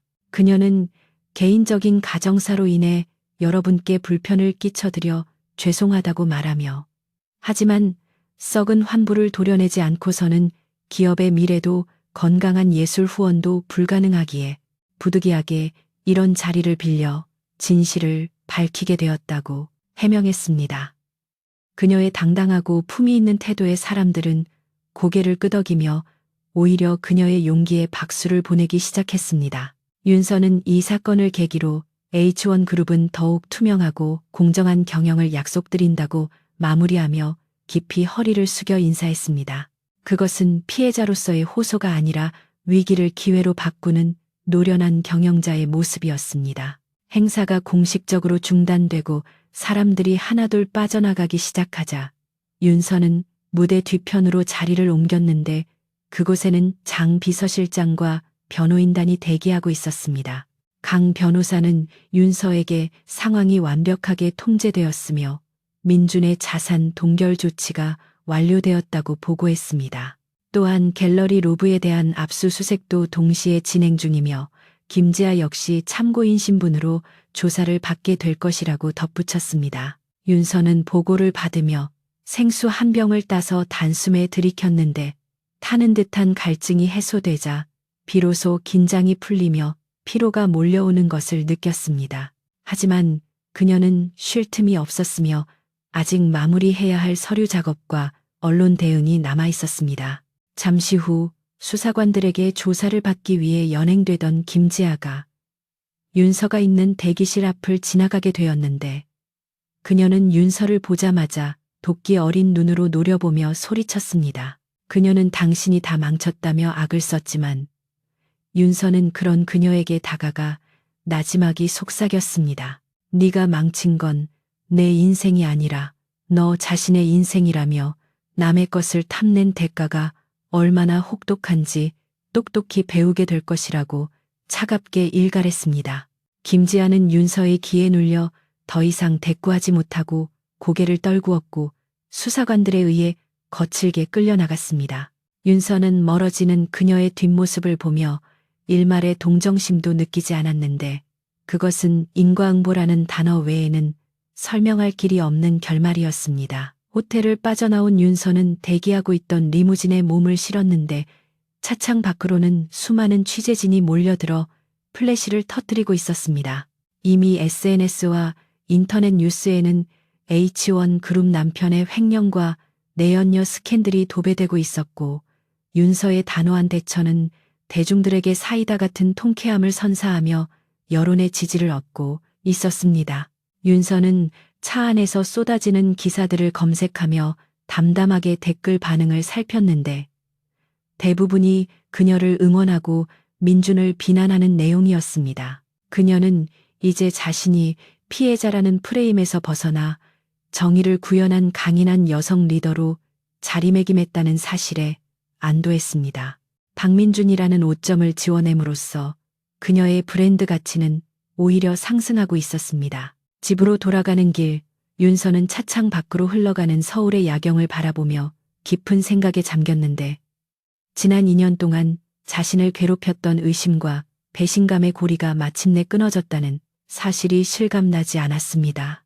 그녀는 텅 빈 조수석을 바라보며 씁쓸한 미소를 지었는데 이제 그 자리는 영원히 비어 있을 것이지만 차라리 그것이 더 편안하게 느껴졌습니다. 사랑이라고 믿었던 감정이 돈과 거짓으로 얼룩진 가짜였음을 확인한 이상 그녀에게 남은 미련은 없었습니다. 윤서는 이제 오로지 자기 자신과 회사를 위해 살아가리라 다짐하며 흔들리는 차 안에서 잠시 눈을 붙였습니다. 그녀의 꿈속에서는 더 이상 민준이 나타나지 않을 것이었습니다. 다음 날 아침 구치소 면회실의 차가운 철창 너머로 박민준이 수의를 입은 채 앉아 있었는데 하룻밤 사이에 그의 얼굴은 10년은 늙어 보였습니다. 그는 윤서가 면회를 와주기를 간절히 기다렸지만 나타난 사람은 이혼 소송을 담당하는 강 변호사뿐이었습니다. 강 변호사는 민준 앞에 두툼한 서류 뭉치를 내려놓으며 윤서가 서명을 원한다고 전했습니다. 그것은 이혼 합의서와 재산 포기 각서였는데 민준이 횡령한 금액을 변제하는 조건으로 형량을 감경받기 위한 탄원서를 써주겠다는 제안이 포함되어 있었습니다. 민준은 떨리는 손으로 서류를 집어들었는데 그가 선택할 수 있는 길은 없었고 살기 위해서는 윤서가 내민 굴욕적인 조건을 받아들여야만 했습니다. 민준은 변호사에게 윤서를 한 번만 만나게 해달라고 애원했지만 변호사는 대표님께서 당신을 다시는 보고 싶어 하지 않으신다고 딱 잘라 거절했습니다. 민준은 그제야 자신이 윤서의 인생에서 완전히 삭제되었다는 사실을 깨달았고 철창을 부여잡고 오열했습니다. 그는 자신이 저지른 어리석은 짓을 후회했지만 이미 엎질러진 물이었고 김지아마저 자신에게 모든 책임을 떠넘기고 있다는 변호사의 말에 억장이 무너졌습니다. 사랑도 돈도 명예도 모두 잃고 남은 것은 차가운 감옥 바닥뿐인 현실 앞에서 민준은 비로소 자신의 오만함이 가져온 파국을 실감했습니다. 그는 이제 긴 시간 동안 고독 속에서 자신의 죄를 곱씹으며 살아가야 했습니다. 한편 김지아는 검찰 조사실에서 자신의 혐의를 부인하려 애쓰고 있었지만 증거는 너무나도 명백했습니다. 그녀는 자신이 민준에게 속았다고 주장하며 피해자 코스프레를 시도했지만 수사관들은 그녀가 민준과 공모하여 자금을 세탁한 정황을 들이밀며 압박해왔습니다. 갤러리 로브는 폐쇄되었고 그녀의 계좌에 있던 잔고는 전액 몰수되었으며 그녀를 따르던 팬들과 지인들은 모두 등을 돌렸습니다. 그녀는 차라리 민준을 만나지 않았더라면 평범한 화가로 살 수 있었을 것이라는 뒤늦은 후회를 했지만 탐욕의 대가는 가혹했습니다. 그녀 역시 곧 구치소로 이송될 운명이었고 화려했던 신데렐라의 꿈은 악몽으로 변해버렸습니다. 윤서는 회사 집무실에서 창밖을 내다보며 강 변호사로부터 민준이 서류에 서명했다는 연락을 받았습니다. 그녀는 전화를 끊고 책상 위에 놓여있던 결혼사진 액자를 집어들었는데 사진 속의 두 사람은 행복하게 웃고 있었지만 이제 그 미소는 거짓으로 판명났습니다. 윤서는 망설임 없이 액자를 쓰레기통에 던져버렸고 유리가 깨지는 날카로운 소리가 사무실의 정적을 깼습니다. 그것은 과거와의 완전한 단절을 의미하는 소리였고 윤서는 비로소 자유를 얻은 듯 가벼운 마음으로 업무에 복귀했습니다. 그녀의 앞에는 처리해야 할 결제 서류들이 산더미처럼 쌓여 있었지만 그 무게가 더 이상 부담스럽게 느껴지지 않았습니다. 저녁이 되자 윤서는 홀로 고급 레스토랑을 찾아 저녁 식사를 했는데 맞은편 자리는 비어 있었지만 그녀는 외로움을 느끼지 않았습니다. 웨이터가 와인을 따라주며 특별한 날이냐고 물었을 때 윤서는 미소를 지으며 그렇다고 대답했습니다. 오늘은 그녀가 다시 태어난 날이자 인생의 주도권을 완벽하게 되찾은 기념일이었습니다. 그녀는 와인 잔을 들어 허공의 건배를 제의하며 스스로를 축하했는데 붉은 와인이 목을 타고 넘어가는 느낌이 그 어느 때보다 달콤했습니다. 윤서는 이제 누군가에게 의지하거나 기대지 않고 스스로의 힘으로 빛나는 별이 되기로 결심했습니다. 식사를 마친 윤서는 밤거리를 걸으며 도시의 네온 사인을 감상했는데 예전에는 차갑게만 느껴지던 불빛들이 오늘은 따뜻하게 다가왔습니다. 그녀는 쇼윈도에 비친 자신의 모습을 보며 당당하게 어깨를 폈고 지나가는 사람들의 시선을 즐길 여유까지 생겼습니다. 그녀는 핸드폰을 꺼내 비서에게 내일 일정에 대해 메시지를 보냈는데 거기에는 새로운 사업 구상과 해외 진출 계획이 담겨 있었습니다. 박민준이라는 걸림돌이 사라지자 그녀의 사업 본능은 더욱 날카롭게 살아났고 H1 그룹은 그녀의 지휘 아래 더 높은 곳으로 비상할 준비를 마쳤습니다. 윤서의 복수는 잔혹했지만 정당했고 그 과정에서 그녀는 상처 입은 여자가 아니라 강인한 승리자로 거듭났습니다. 그녀는 세상에 보여주었습니다. 자신을 배신하고 이용하려 했던 자들이 어떤 최후를 맞이하는지를, 그리고 자신의 존엄을 지키기 위해 얼마나 철저하게 싸울 수 있는지를 증명해 보였습니다. 이제 그녀의 인생 2막이 시작되려 하고 있었고 그 무대의 주인공은 오직 한윤서 한 사람뿐이었습니다. 밤바람이 그녀의 머리카락을 스치고 지나갔지만 그녀의 표정은 흔들림 없이 앞을 향해 고정되어 있었습니다. 구치소의 차가운 시멘트 바닥에서 올라오는 한기는 박민준이 평생 경험해보지 못한 종류의 것이었으며 그것은 뼛속까지 파고들어 그의 오만을 산산조각 내고 있었습니다. 불과 하루 전만 해도 최고급 호텔의 스위트룸에서 샴페인을 마시며 세상을 발 아래 둔 것 같은 기분에 취해 있었던 그였지만 지금 그를 감싸고 있는 것은 곰팡이 냄새 섞인 공기와 쇠창살의 차가운 감촉뿐이었습니다. 민주는 구겨지고 더러워진 턱시도 재킷을 몸에 두른 채 웅크리고 앉아 있었는데 그의 머릿속은 여전히 현실을 부정하는 생각들로 가득 차 있었습니다. 그는 이것이 한윤서가 자신을 겁주기 위해 꾸민 일시적인 쇼라고 믿고 싶었으며 곧 변호사가 와서 보석금을 내고 자신을 꺼내줄 것이라는 헛된 희망의 끈을 놓지 않고 있었습니다. 그러나 시간이 지날수록 복도 끝에서 들려오는 간수들의 발소리와 다른 수감자들의 거친 고함은 이곳이 지독한 현실임을 일깨워 주었습니다. 면회 신청이 받아들여져 접견실로 향하는 동안 민주는 윤서가 왔을 것이라 기대하며 옷매무새를 다듬으려 애썼지만 유리벽 너머에 앉아있는 사람은 윤서가 아닌 국선 변호인이었습니다. 변호인은 피곤한 기색이 역력한 얼굴로 서류 가방에서 두툼한 기소장을 꺼내놓으며 민준에게 현재 상황이 얼마나 절망적인지를 건조한 어조로 설명하기 시작했습니다. 횡령과 배임 그리고 사문서 위조 혐의가 모두 입증될 경우 민준이 받게 될 형량은 최소 5년 이상이었으며 윤서 측에서 합의를 거부하고 있어 집행유예는 불가능에 가깝다는 것이었습니다.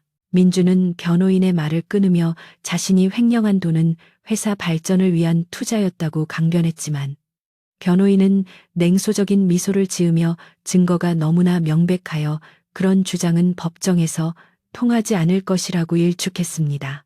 민주는 벼랑 끝에 몰린 심정으로 변호인에게 유일한 탈출구를 물었는데 변호인은 피해 금액을 전액 변제하고 윤서에게 선처를 구하는 탄원서를 받는 것만이 형량을 줄일 수 있는 유일한 방법이라고 조언했습니다. 하지만 민준의 모든 계좌는 이미 동결된 상태였고 그가 가진 자산이라고는 김지아에게 선물한 고가의 보석들과 미술품 그리고 그녀의 명의로 된 갤러리 보증금 뿐이었습니다. 민주는 떨리는 손으로 변호인에게 김지아의 연락처를 적어주며 그녀에게 연락해 자신이 준 물건들을 처분해서라도 현금을 마련해오라고 전해달라고 부탁했습니다. 그는 지아가 자신을 진심으로 사랑한다고 믿었기에 그녀가 이 위기 상황에서 자신을 구하기 위해 발벗고 나설 것이라고 확신했습니다. 지아는 그의 마지막 동아줄이었고 민주는 그녀가 배신할 것이라는 생각은 꿈에도 하지 않았습니다. 한편 김지아는 민준이 체포되던 순간 혼란을 틈타 행사장을 빠져나와 자신의 오피스텔로 도피해 있었는데 그녀는 공포보다는 분노와 억울함에 치를 떨고 있었습니다.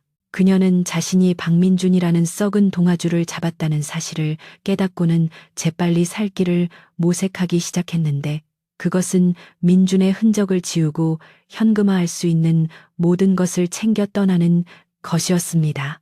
그녀는 민준이 선물해준 명품 가방과 보석들을 여행 가방에 쑤셔 넣으며 중고 명품 매입 업체에 전화를 돌려 금매로 처분할 수 있는지 문의했습니다.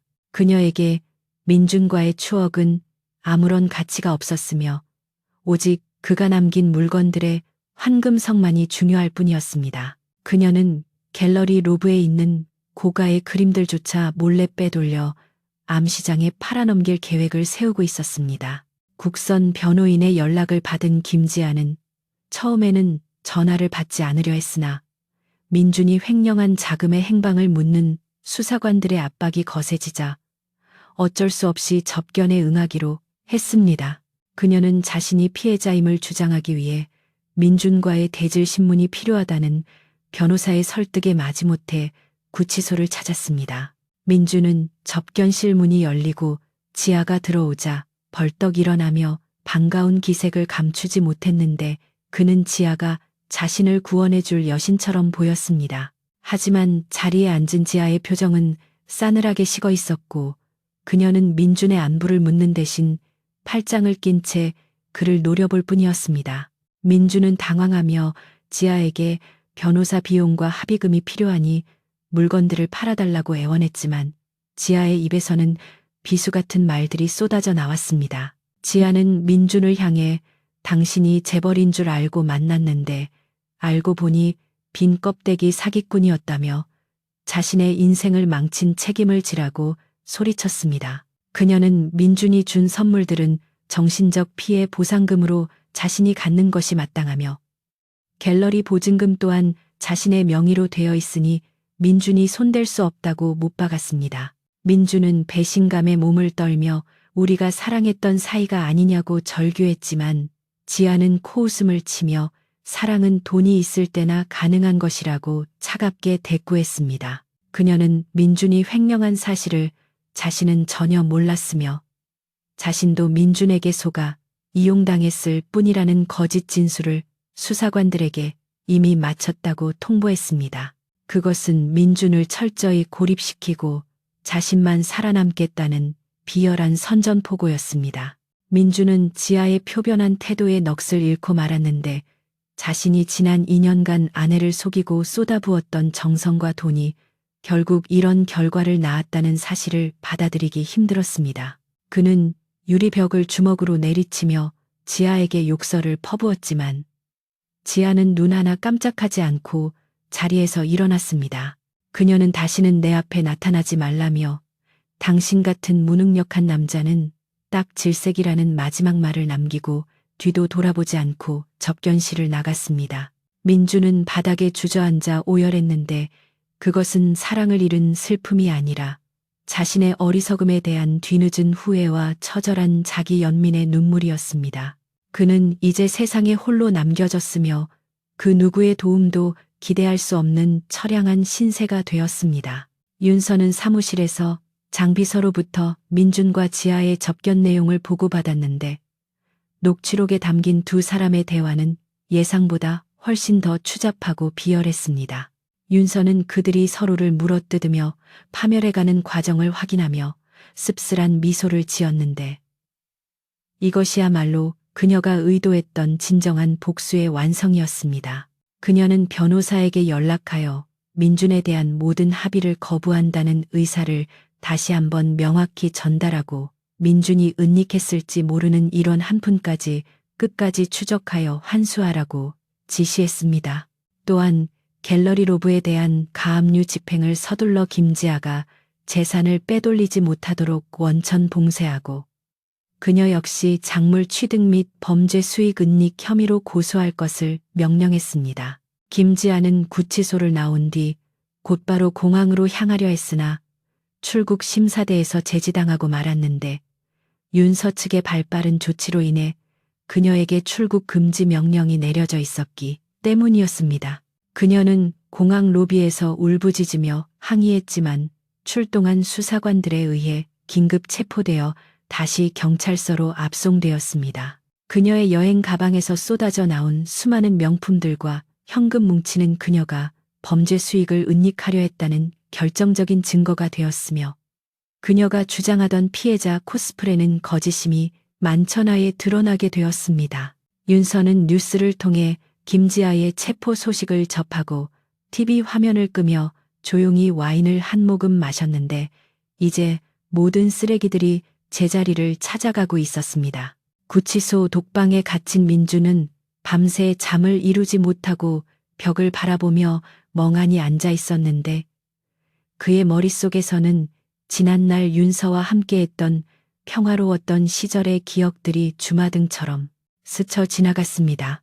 그는 자신이 얼마나 큰 행복을 발로 차버렸는지 그리고 자신의 욕망이 얼마나 덧없는 것이었는지를 뼈저리게 깨닫고 있었습니다. 하지만 후회는 언제나 늦은 법이었고 그에게 남은 미래는 좁은 감옥 안에서 늙어가는 것뿐이었습니다. 그는 윤서에게 편지를 쓰기 위해 펜을 들었지만 종이 위에는 눈물 자국만 번져갈 뿐 단 한 글자도 적을 수 없었는데 용서받을 자격조차 없다는 것을 스스로 너무나 잘 알고 있었기 때문이었습니다.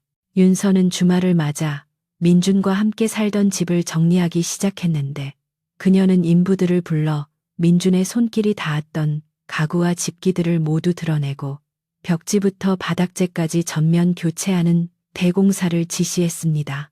텅 빈 거실에 서서 윤서는 창밖으로 보이는 정원을 바라보았는데 그곳에는 민준이 가꾸던 장미들이 시들어가고 있었습니다. 그녀는 정원사에게 장미를 모두 뽑아버리고 사계절 내내 푸른 소나무를 심으라고 말했는데 그것은 변하지 않는 강인함과 고결함을 상징하는 그녀만의 의지였습니다. 집안에서 민준의 흔적이 하나씩 사라질 때마다 윤서의 마음속에 남아있던 미세한 상처들도 함께 치유되어 가는 듯 했습니다.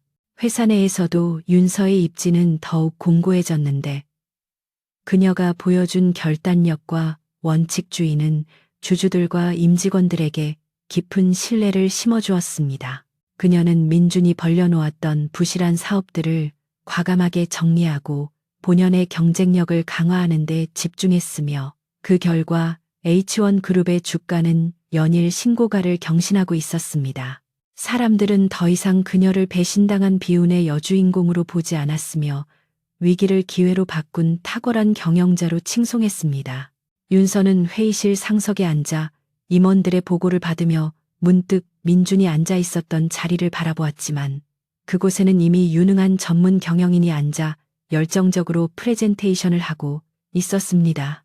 빈자리는 금세 채워졌고 세상은 박민준 없이도 너무나 잘 돌아가고 있었습니다. 며칠 후 윤서는 법원으로부터 이혼 판결문을 송달받았는데 민준의 귀책 사유가 명백하여 소송은 예상보다 훨씬 빠르게 마무리되었습니다. 판결문에는 민준이 윤서에게 위자료를 지급하고 재산 분할 청구권은 인정되지 않는다는 내용이 적혀 있었지만 윤서에게 위자료의 액수는 중요하지 않았습니다. 중요한 것은 법적으로 그와의 관계가 완전히 소멸되었다는 사실이었고, 그녀는 이제 서류상으로도 완벽한 싱글이 되었습니다. 윤서는 판결문을 금고 깊숙한 곳에 보관하는 대신 파쇄기에 넣어 갈아버렸는데, 그것은 과거의 기록을 남기지 않겠다는 그녀의 단호한 결별 선언이었습니다. 민주는 구치소 안에서 TV 뉴스를 통해 윤서의 승승장구하는 모습을 지켜보아야 했는데, 화면 속의 윤서는 그 어느 때보다 아름답고 빛나 보였습니다. 그는 자신이 그녀의 옆에 서 있을 자격이 없는 사람이었다는 것을 인정하며 고개를 떨구었습니다. 동료 수감자들이 H1 그룹 대표가 정말 네 마누라였냐고 비아냥거리며 물어올 때마다 민주는 아무 대답도 하지 못하고 벽 쪽으로 돌아 누워야 했습니다. 한때 자신이 경멸하고 무시했던 아내가 이제는 감히 쳐다볼 수도 없는 높은 곳에 있다는 사실이 그를 비참하게 만들었지만, 그것은 그가 자초한 지옥이었습니다. 윤서는 모든 정리가 끝난 집으로 돌아와 넓은 욕조에 몸을 담그고 피로를 풀었는데, 따뜻한 물이 그녀의 긴장을 녹여주었습니다. 그녀는 눈을 감고 앞으로 펼쳐질 자신의 인생을 그려보았는데, 그곳에는 거짓도 기만도 없는 오직 자신의 의지로 만들어가는 세상만이 존재했습니다. 그녀는 이제 누구의 아내도 누구의 며느리도 아닌 오직 한윤서라는 이름 석자로 살아갈 것이며, 그 삶은 이전보다 훨씬 더 자유롭고 풍요로울 것이었습니다. 그녀는 욕조에서 나와 거울을 보며 자신에게 미소를 지어주었는데, 그 미소는 시련을 이겨낸 사람만이 가질 수 있는 여유와 아름다움으로 빛나고 있었습니다. 밤이 깊어가고 도시의 불빛들이 하나둘 꺼져갈 때쯤 구치소의 독방과 윤서의 침실은 완벽하게 대비되는 정적에 쌓여 있었습니다. 한쪽은 후회와 절망이 가득한 어둠이었고, 다른 한쪽은 희망과 평온이 깃든 안식처였습니다. 모래성은 완전히 무너져 내렸고 파도는 그 잔해마저 깨끗이 씻어갔습니다. 이제 남은 것은 단단해진 땅 위에서 새로운 성을 쌓아 올릴 한윤서의 내일뿐이었습니다. 계절이 2번 바뀌고 차가운 겨울바람이 물러간 자리에 다시 따스한 봄 기운이 스며들 무렵, 서울중앙지방법원의 정문 앞에는 수많은 취재진이 장사진을 치고 있었습니다. 오늘은 H1 그룹 전 대표 박민준과 그의 내연녀이자 공범인 김지아에 대한 최종 선고 공판이 열리는 날이었기 때문이었습니다. 한때 촉망받던 젊은 사업가와 신예 예술가로 포장되었던 두 사람은 이제 푸른색 수의를 입고 피고인석에 나란히 앉아 고개를 떨구고 있는 처지가 되었습니다. 재판장은 엄숙한 목소리로 판결문을 낭독했는데, 특정 경제범죄, 가중처벌 등에 관한 법률 위반 및 업무상 횡령 혐의가 모두 유죄로 인정되었으며, 죄질이 극히 불량하고 피해 회복이 이루어지지 않았다는 점을 들어 박민준에게 징역 7년을 선고했습니다. 방청석에서는 탄식이 흘러나왔지만 민준은 이미 영혼이 빠져나간 사람처럼 멍하니 허공을 응시할 뿐이었습니다. 김지아에게도 징역 3년에 집행유예 5년, 그리고 사회봉사 명령과 추징금 선고가 내려졌는데, 그녀는 실형을 면했다는 사실에 안도하기보다는 평생 갚아야 할 거액의 추징금과 전과자라는 낙인에 절망하며 흐느꼈습니다. 두 사람은 법정 경위들에 의해 서로 다른 문으로 끌려나가며 마지막 눈길조차 교환하지 않았는데, 그들의 관계는 이미 사랑이 아닌 증오와 원망으로 얼룩져 있었기 때문이었습니다.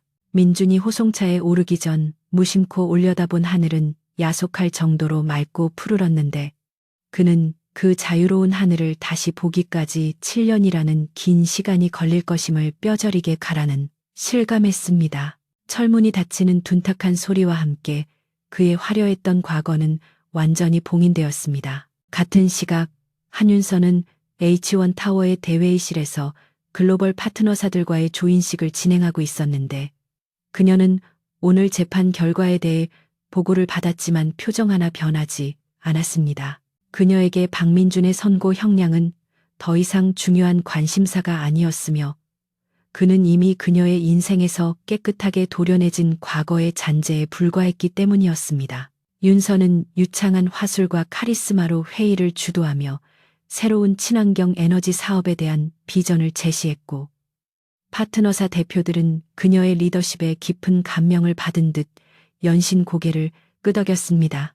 민준이 횡령으로 회사를 위기에 빠뜨렸던 과거의 오명은 윤서의 혁신적인 경영 능력 덕분에 오히려 전화위복이 되어 H1 그룹의 투명성과 신뢰도를 높이는 계기가 되었습니다.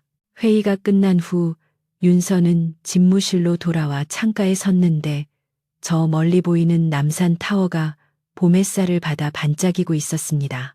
장 비서실장이 조심스럽게 다가와 재판 결과에 대한 언론의 반응을 정리한 보고서를 건넸는데 대부분이 사필 규정이라는 반응과 함께 윤서의 단호한 대처를 칭송하는 내용이었습니다. 윤서는 보고서를 훑어보지도 않고 책상 한쪽에 밀어두며 이제 그 사람과 관련된 모든 보고는 하지 않아도 된다고 지시했습니다. 그녀는 이제 뒤를 돌아보지 않을 것이며 오직 앞만 보고 달리기에도 시간이 부족하다고 느꼈습니다. 그녀의 책상 위에는 박민준이 망쳐놓았던 문화재단을 해체하고 새롭게 설립한 H1 아트 파운데이션의 출범식 기획안이 놓여 있었습니다. 윤서가 새롭게 구상한 재단은 과거처럼 특정인의 사리사욕을 채우기 위한 수단이 아닌 재능은 있으나 가정 형편이 어려운 예술 영재들을 발굴하고 지원하는 순수한 목적의 장학, 재단이었습니다. 그녀는 민준이 더럽혔던 예술 후원의 의미를 본래의 숭고한 가치로 되돌려 놓음으로써 그가 남긴 마지막 5점까지 완벽하게 지워버리려 했습니다. 출범식 준비를 위해 갤러리를 방문한 윤서는 과거 김지아의 그림이 걸려있던 자리에 가난하지만 열정 넘치는 학생들의 습작들이 전시되어 있는 것을 보며 흐뭇한 미소를 지었습니다. 비록 테크닉은 부족할지 몰라도 그 그림들 속에는 진정성과 간절함이 담겨 있었고 그것이야말로 윤서가 추구하는 진짜 예술의 가치였습니다. 한편 구치소에 수감된 민주는 독방에서 하루하루 말라가고 있었는데 그는 밤마다 윤서가 찾아오는 꿈을 꾸다 깨어나곤 했습니다. 꿈속의 윤서는 여전히 그를 사랑스러운 눈빛으로 바라보며 따뜻한 밥상을 차려주었지만 눈을 뜨면 보이는 것은 차가운 시멘트 벽과 굳은 주먹밥뿐이었습니다. 그는 자신이 누렸던 모든 호사가 당연한 것이 아니라 윤서의 희생과 배려 위에 지어진 것이었음을 너무 늦게 깨달았습니다. 면회 온 어머니는 눈물바람으로 윤서에게 편지라도 써서 용서를 빌라고 했지만 민주는 펜을 들 용기조차 없었습니다. 그는 자신이 윤서에게 준 상처가 얼마나 깊은지 알기에 감히 용서라는 단어를 입에 올리는 것조차 죄악처럼 느껴졌습니다. 그는 그저 칠흑 같은 어둠 속에서 자신의 어리석음을 곱씹으며 긴 속죄의 시간을 견뎌야만 했습니다. 김지아의 삶 또한 비참하기는 마찬가지였는데 그녀는 집행유예로 풀려났지만 미술계에서 완전히 매장당해 붓을 잡을 수 없게 되었습니다. 그녀의 이름은 배신과 탐욕의 아이콘이 되어 어느 갤러리에서도 그녀를 받아주지 않았고 그녀는 생계를 위해 편의점 아르바이트와 식당 서빙을 전전해야 했습니다. 화려한 조명 아래서 샴페인을 마시던 손은 이제 거친 세제와 기름때로 거칠어졌고 거울 속에 자신은 빛을 잃은 초라한 모습으로 늙어가고 있었습니다. 그녀는 가끔 거리를 걷다 윤서가 잡지 표지 모델로 나온 것을 보게 되었는데 그 압도적인 아우라와 기품 앞에서 쥐구멍이라도 찾고 싶은 심정이었습니다. 그녀는 자신이 감히 넘볼 수 없는 상대를 건드렸다는 사실을 뼈저리게 후회했지만 되돌릴 수 있는 것은 아무것도 없었습니다. 시간은 멈추지 않고 흘러 어느덧 1년이라는 시간이 지났고 H1 그룹은 창사 이래 최대 실적을 달성하며 승승장구하고 있었습니다. 윤서는 경영인으로서 정점을 찍었을 뿐만 아니라 사회적 공헌 활동을 통해 존경받는 리더로서의 입지를 굳혔습니다. 그녀는 더 이상 누군가의 아내가 아닌 온전한 한윤서로서의 삶을 즐기고 있었는데 주말이면 승마를 배우거나 클래식 공연을 관람하며 자신만의 시간을 가졌습니다. 그녀의 주변에는 그녀의 성공과 매력에 끌린 수많은 남성들이 다가왔지만 윤서는 그들에게 정중하게 선을 그었습니다. 그녀는 사랑을 거부하는 것이 아니라 더 이상 사랑이라는 이름으로 자신을 희생하거나 얽매이는 관계를 원하지 않았기 때문이었습니다. 윤서는 민준과 살던 집을 매각하고 한강이 내려다 보이는 새로운 펜트하우스로 이사했는데 그곳은 오로지 그녀의 취향으로만 채워진 완벽한 공간이었습니다.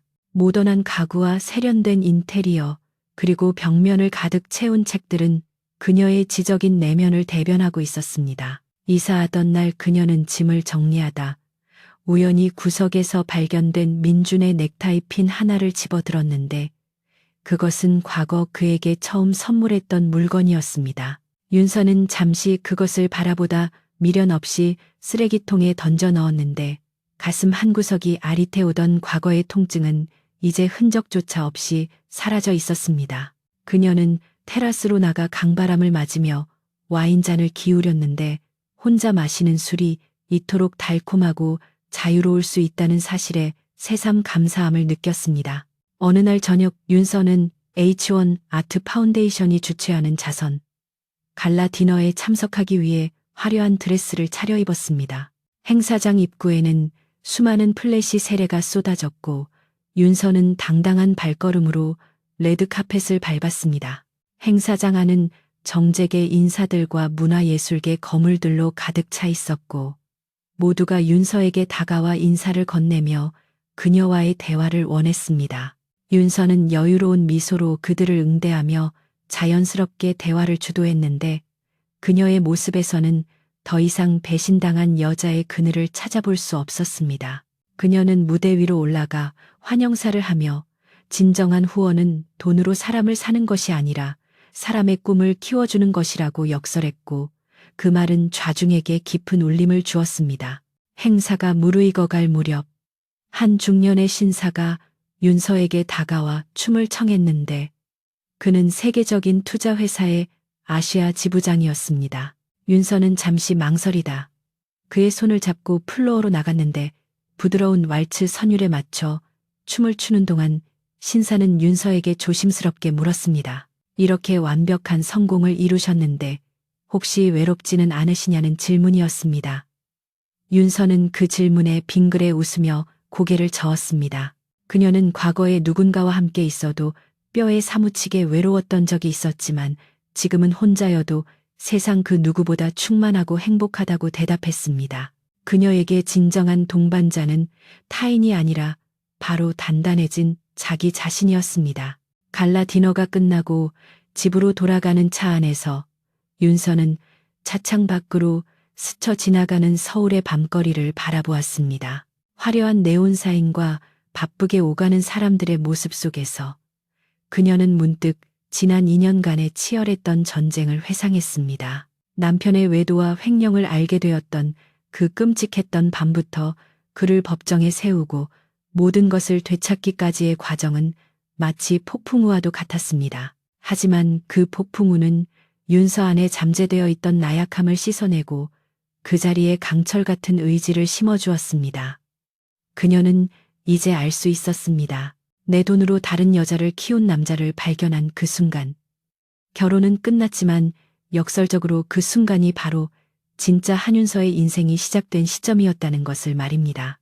윤서는 기사에게 잠시 차를 세워달라고 부탁하고 한강다리 위로 올라갔습니다.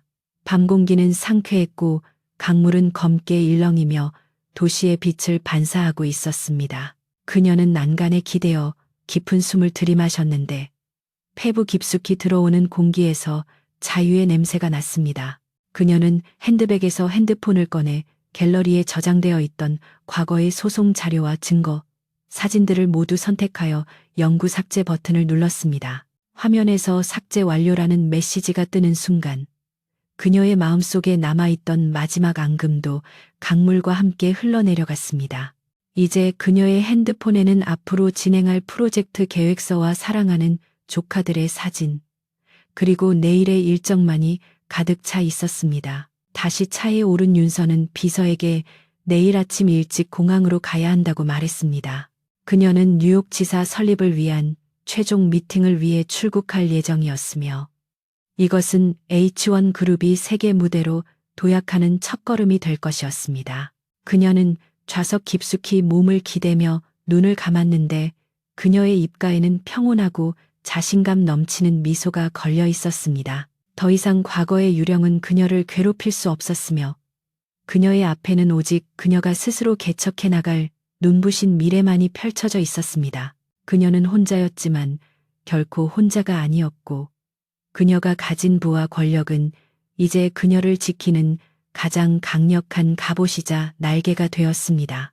박민주는 감옥이라는 좁은 세상에 갇혀 과거의 영광을 그리워하며 썩어갈 것이고 김지아는 평생 자신의 과오를 짊어지고 바닥을 기어야 할 것입니다. 하지만 한윤서는 그들을 딛고 올라선 폐허 위에서 자신만의 제국을 완성했습니다. 그녀는 이제 누구의 아내도 아닌 위대한 경영자이자 자신의 삶을 온전히 지배하는 여왕으로 우뚝 섰습니다. 차가 공항 고속도로를 시원하게 질주하기 시작했고 윤서는 다가올 새로운 태양을 맞이할 준비를 마쳤습니다. 그녀의 이야기는 비극으로 시작되었으나 가장 찬란한 해피엔딩으로 마무리되었으며 그 엔딩의 작가는 바로 그녀 자신이었습니다. 어둠이 걷히고 여명이 밝아오는 새벽 서울의 하늘은 그 어느 때보다 붉고 강렬하게 타오르고 있었습니다. 그것은 마치 시련을 불태우고 다시 태어난 불사조처럼 한윤서의 새로운 시작을 축복하는 듯 했습니다.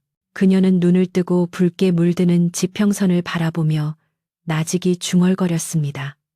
이제 진짜 내 인생이야. 그녀의 목소리는 작았지만 그 울림은 세상 그 어떤 선언보다 강력하고 단단했습니다.